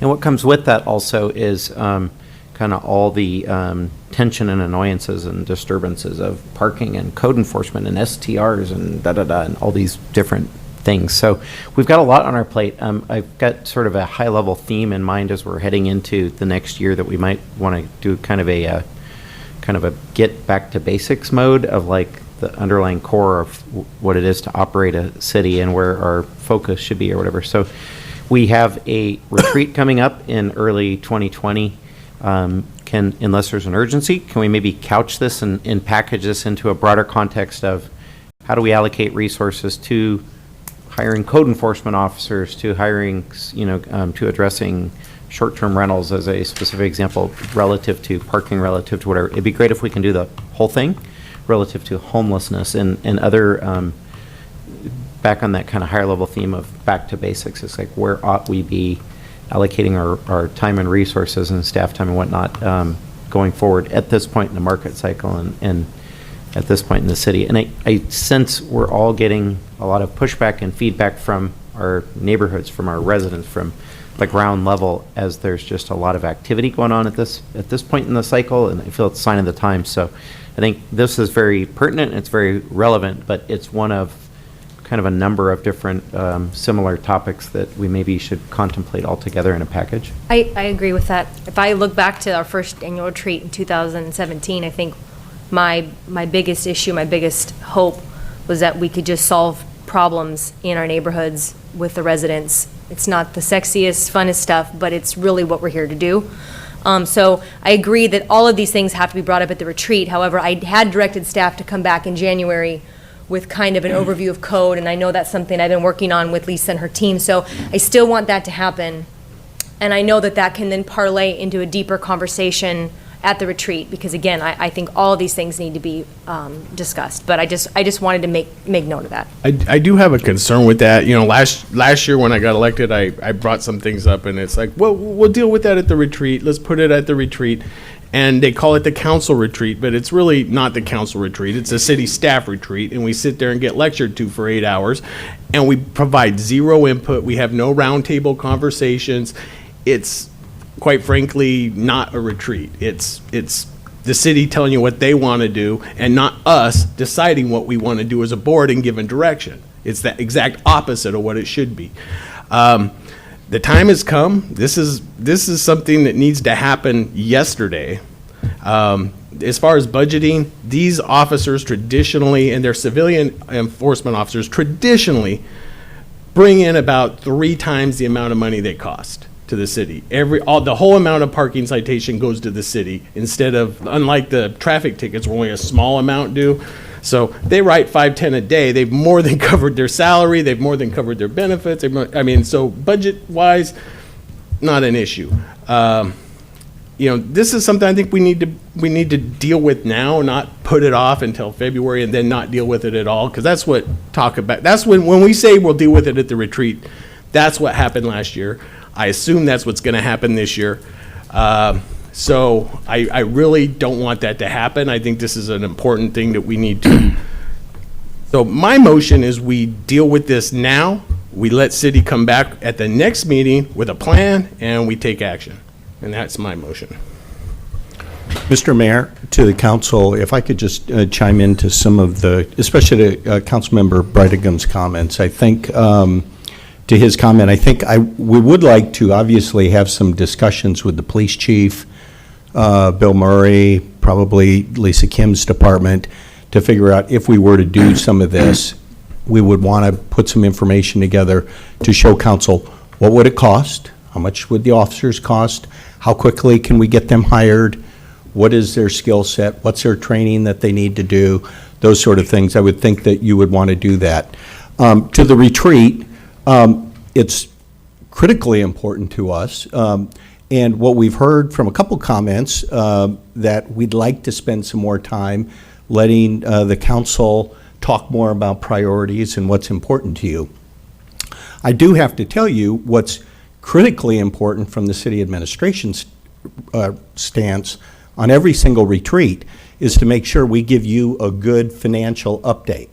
Now, I will say over the last few years, we've done a 2-year budget. So last year at the last retreat, we spent a lot of time on financial stuff because we were going into having you prepare a 2-year budget.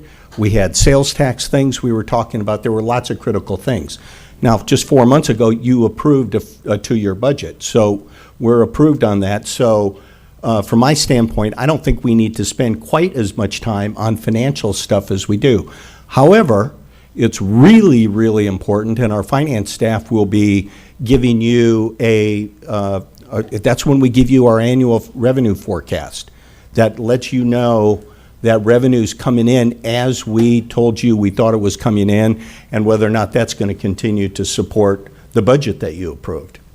So from my standpoint, we absolutely need to spend some time on that, but I think we can pare down some of that, and in talking to Maria and other folks, we've started to try and think about how we can spend some more time with some of that discussion about, as the mayor's talking about, how do we get focused on some basics? What do we want to do with some departments?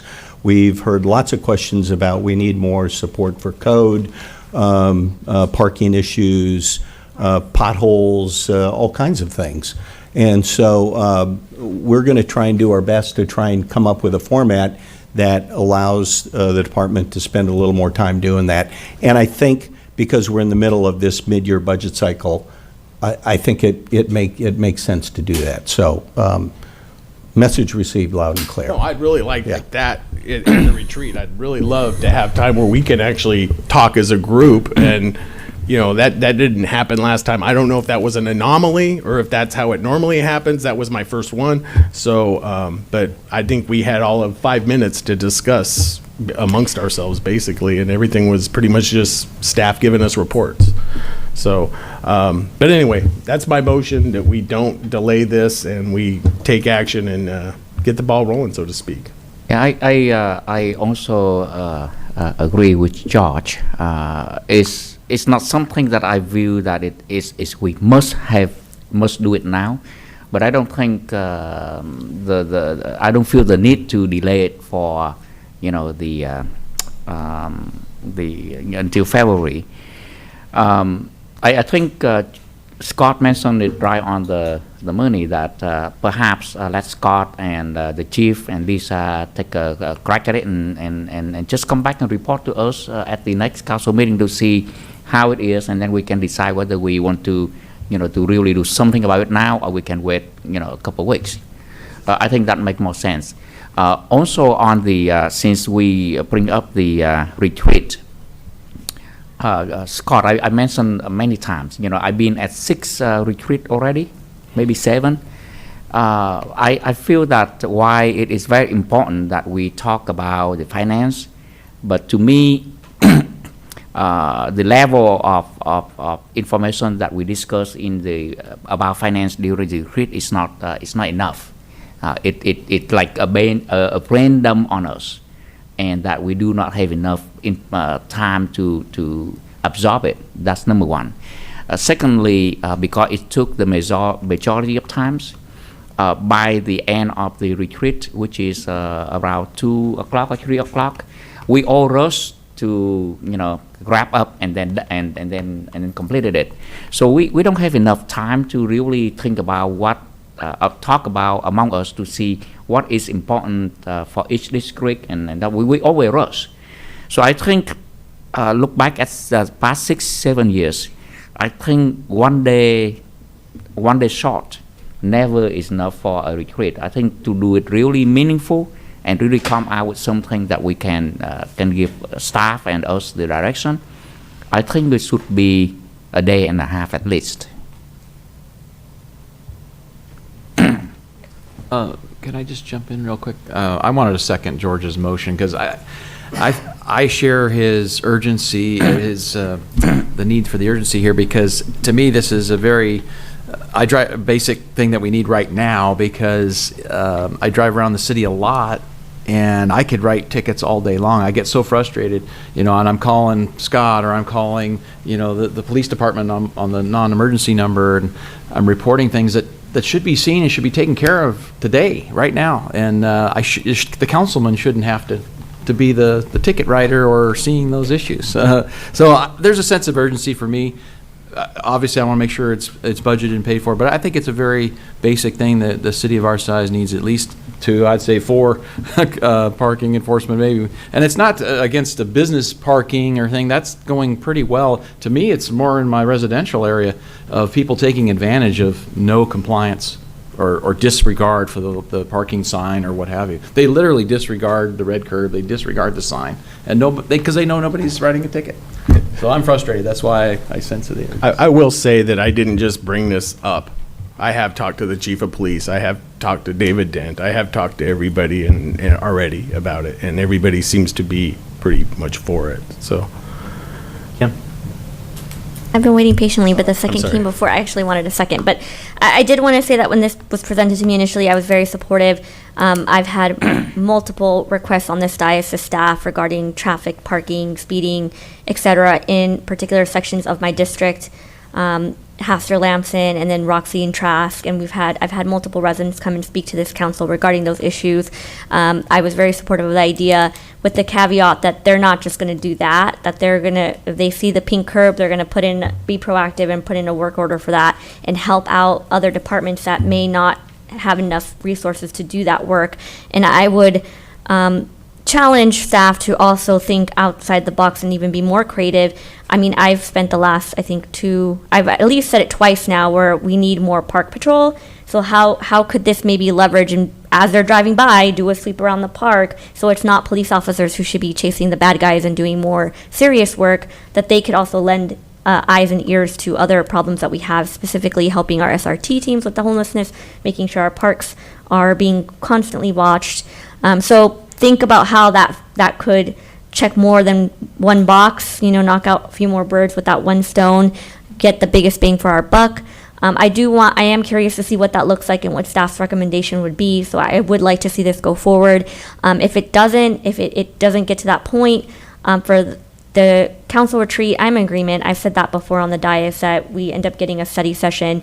I do think that knowing the finances is extremely important, but I think the way that it's broken out is not conducive to us really accomplishing much on our on a council end. Staff, obviously, you get a lot and you are able to accomplish a lot, but maybe breaking it up rather than having, an hour-long presentation on the budget, you break that up. Maybe do like a quick 10-minute overview of everything, and then as departments go up to talk about their specific area, there's a even shorter presentation regarding the budget of that department, and the way that you structure it and allow for activities for conversation rather than doing one. You know what I mean? Like, we can break this up. I think there's other ways to format that so we can accomplish more and be able to hear each other speak and have our ideas shared and heard. So think about the layout and the format of which the retreat is done. There's plenty of more creative ways to not make us feel like we just got a crash course on finances and leave there feeling like we didn't accomplish anything.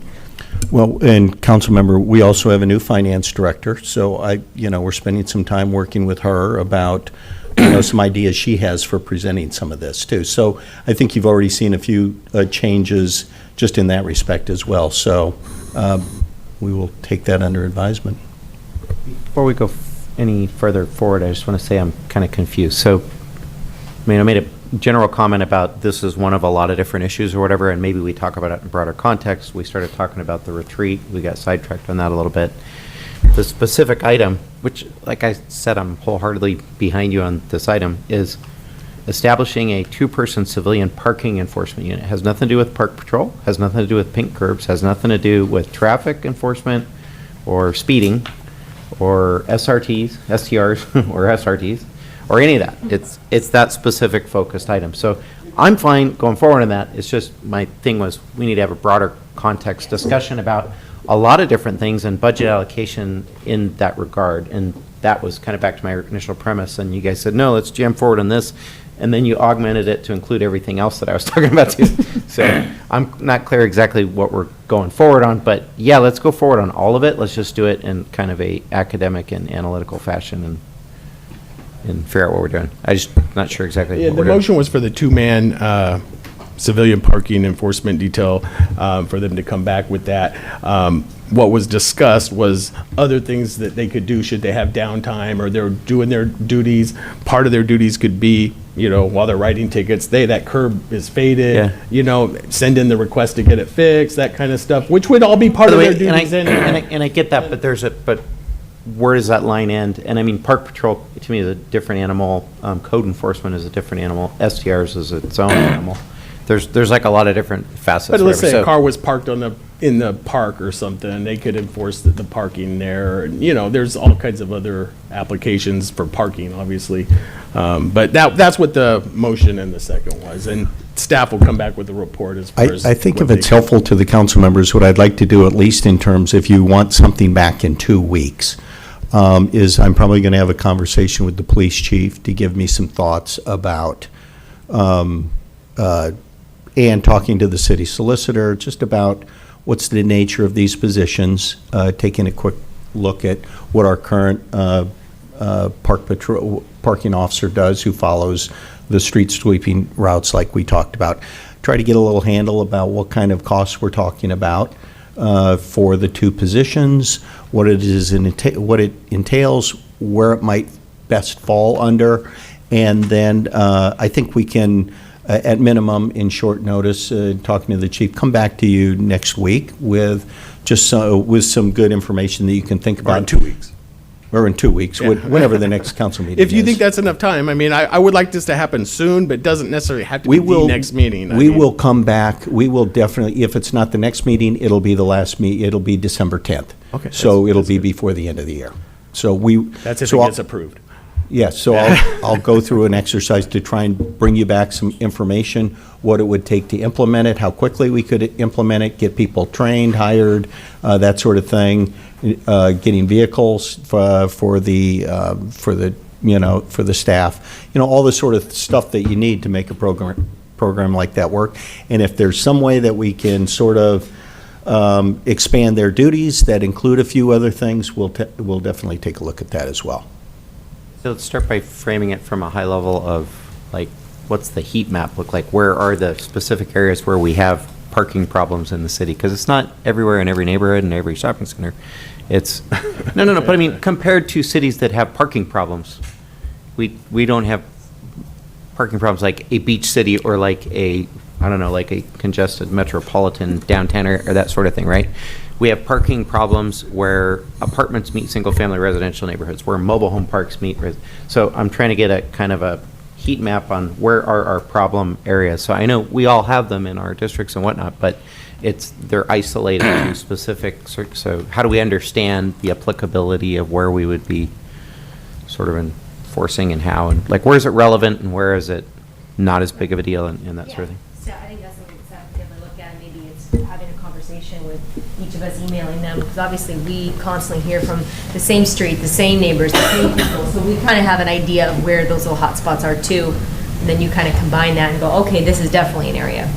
Obviously, my neighborhoods that have all the STRs also battle the parking because of the convention center. So it's areas like that you know are a problem. And that's the beauty of having people, that's their full-time job, is dealing with the parking, because they learn those areas. They get to see those every day. They learn what areas are the hot spots and which ones aren't, and so they can direct their patrol accordingly to address those. So that's one of the big benefits of having it, and that's why I'm always saying 2 people and not 4, because I don't think we need 4 people, obviously.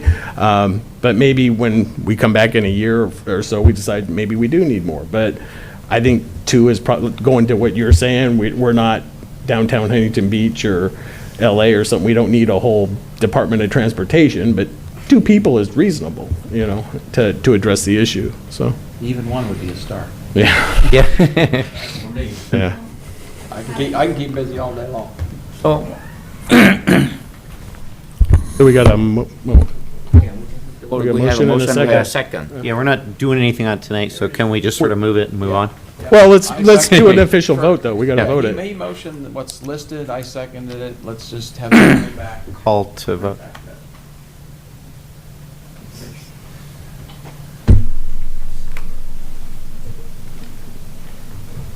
Motion received, 7 yes votes. I knew you'd laugh or clap. Okay, we do have a heavy-duty closed session item coming up. We're still under matters. Any quick matters from council members? Going around the horn, I'll go first. Got 3 real quick ones. Yesterday, Garden Grove participated in its very first Veterans Day Salute to the Vets. I am just so, you don't know how happy I am that Garden Grove got on board that train. I want to give a shout out to our Congressman Lou Correa, Alan Lowenthal, and our Senators Tom Umberg, who attended and made the event. And actually, Lou Correa and Alan Lowenthal co-sponsored that event. So I just want to give them credit for bringing that to Garden Grove. We did get challenged for next year's event to get one of the high school bands to be Bigger. there. So make it a little bit better, but I think that was awesome first step, and it was a great event.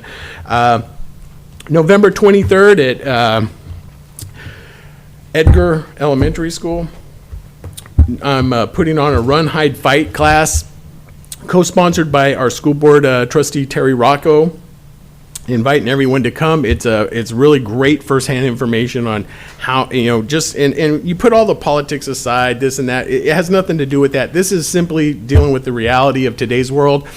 If you become involved in an active shooter situation, how you can successfully extricate yourself from that situation without being a victim. So I recommend everyone come to this class that, it's really in high demand in Long Beach and LA and the Bay Area, up in San Francisco, Fresno. It's a high demand class. I'm bringing it to the first time in Garden Grove.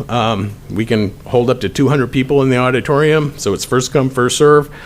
So please be there November 23rd. You can find the rest of it on my, all the particulars on my Facebook, council Facebook.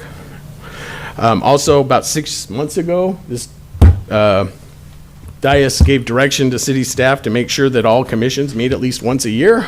We're getting close to the end of the year, and we still have a commission that hasn't met. So I would like to see that resolved, obviously. I know we even discussed it during one of the few things we got to talk about at the study session. So, we shouldn't go a year, 3 years, 6 years, in one case, 7 years without a commission meeting. That's almost ridiculous. At least they should get together, go over the Brown Act, briefed on their responsibilities, and decide who's the vice chair and chair at the minimum, at least once a year. So time is ticking on that. So, and last but not least, Epstein didn't kill himself. I just want to publicly thank Craig Durfee. I know, love him or hate him, he does send a lot of information, which if you read, good or bad, it's good information. So thanks, Craig, for... Well, God bless y'all, because we're doing it for the kids. Okay. Thank you. You back that up. Hey, when I say... Hold on. Sorry. It's not public speaking. Just wanted to thank you, Craig, and I'm gonna go ahead and move on. So that's all I got. Yeah, Tioha. Just want to report out the Korea trip that Scott and I have an opportunity to go there 2 weeks ago. So first of all, we went to visit our sister city, Anyan, and we met the mayors and all the council. And we actually also the grand opening at the art park, and they have a big, I think one of the first one, big air purifier in the park. It's very impressive. The mayor of Anyan very excited to hear that our council gonna come over to visit in April. So they're working on the plan. So they looking forward to meet all of us in April. And at the same time, the GCS of International of Los Angeles sponsored for the trip that we went to Korea, and I have a amazing trip where I learned Korean history, the cultures, and with that, I think I have gained my knowledge and be able to work closely with all the Korean business owners, especially in the Korean business district between Councilmember Joy Burlingame, District 1 and District 3. We will have a great opportunity to help the Korean business owners moving forward. Next thing, I would like to say thank you to Public Work Department, Bill Murray. I know that a lot of constituents has been contact me regarding to potholes on Gilbert and especially District 3, and I reached out to Scott and Bill, and I drove around within 72 hours. I think all of them been fixed. So thank you so much. At the same time, I want to encourage constituents to reach out to us if you see any issue, because posts on Facebook is not effective. We're not going to be able to see the complaint on Facebook unless somebody screenshot it and send to me. Then I work on it. So I encourage my phone number is public, so you can call me anytime. to address any concern, any issue, safety. I definitely promise you I'm going to work on it. Last, happy birthday to John. Next week. Forever 21. So anyway, happy birthday. Thank you, I'll take that. Two quick things. I would like to thank the Showa Foundation, Garden Grove Unified School District, and city staff, specifically the facilities division, for assisting me last week with an event. We gathered at the Community Meeting Center last Wednesday evening for a community dialogue to discuss inclusive and promoting communities coming together and embracing diversity and warding off hate and intolerance. So I just want to thank the staff for really working hard to put that together in a relatively short time period. We had about 30 to 40 residents there, and ranging from all ages. We had amazing, super impressive young high school students come out and share, and even shed a few tears and just get really emotional. It's really great to be part of that experience. And then again, special thanks to Congressman Lowenthal, and more specifically Congressman Correa and his staff, for Monday's event for the Veterans Day flag raising and Vietnam War veteran pinning. I would also like to thank OCFA city staff from our facilities division yet again, and Garden Grove Police Chaplain, Pastor James Scheller, for working with me and helping me make this event happen so quickly. I know I bombarded everyone with emails and just trying to make that happen, so I just appreciate the facilities division, OCFA, and Pastor James Scheller for coming together and putting it a really amazing event. I know when I walked up, I was just in awe, thinking that it was just going to be maybe 5 or 10 of us, not including the council, and then just not really. But I walked up and it was just amazing, and I saw veterans shed tears, and I was taken aback. So thank you so much for that. Just want to report to the council about a message I received from one of our firefighter members. He was just informed that he is not being bring over to the OCFA, and this is one of the champion that one of the person that championed that move. I find that is very disturbing, especially for something that happened, decades ago. I would like to ask, John and our city manager Scott to help us look into it. Understand what's going on. OCFA promised us that no one will be left behind unless they fail the exam. But I think we owe it to our firefighters that we look into it and see what's going on and see if we can reverse that decision. Scott? No comments, Mr. Mayor.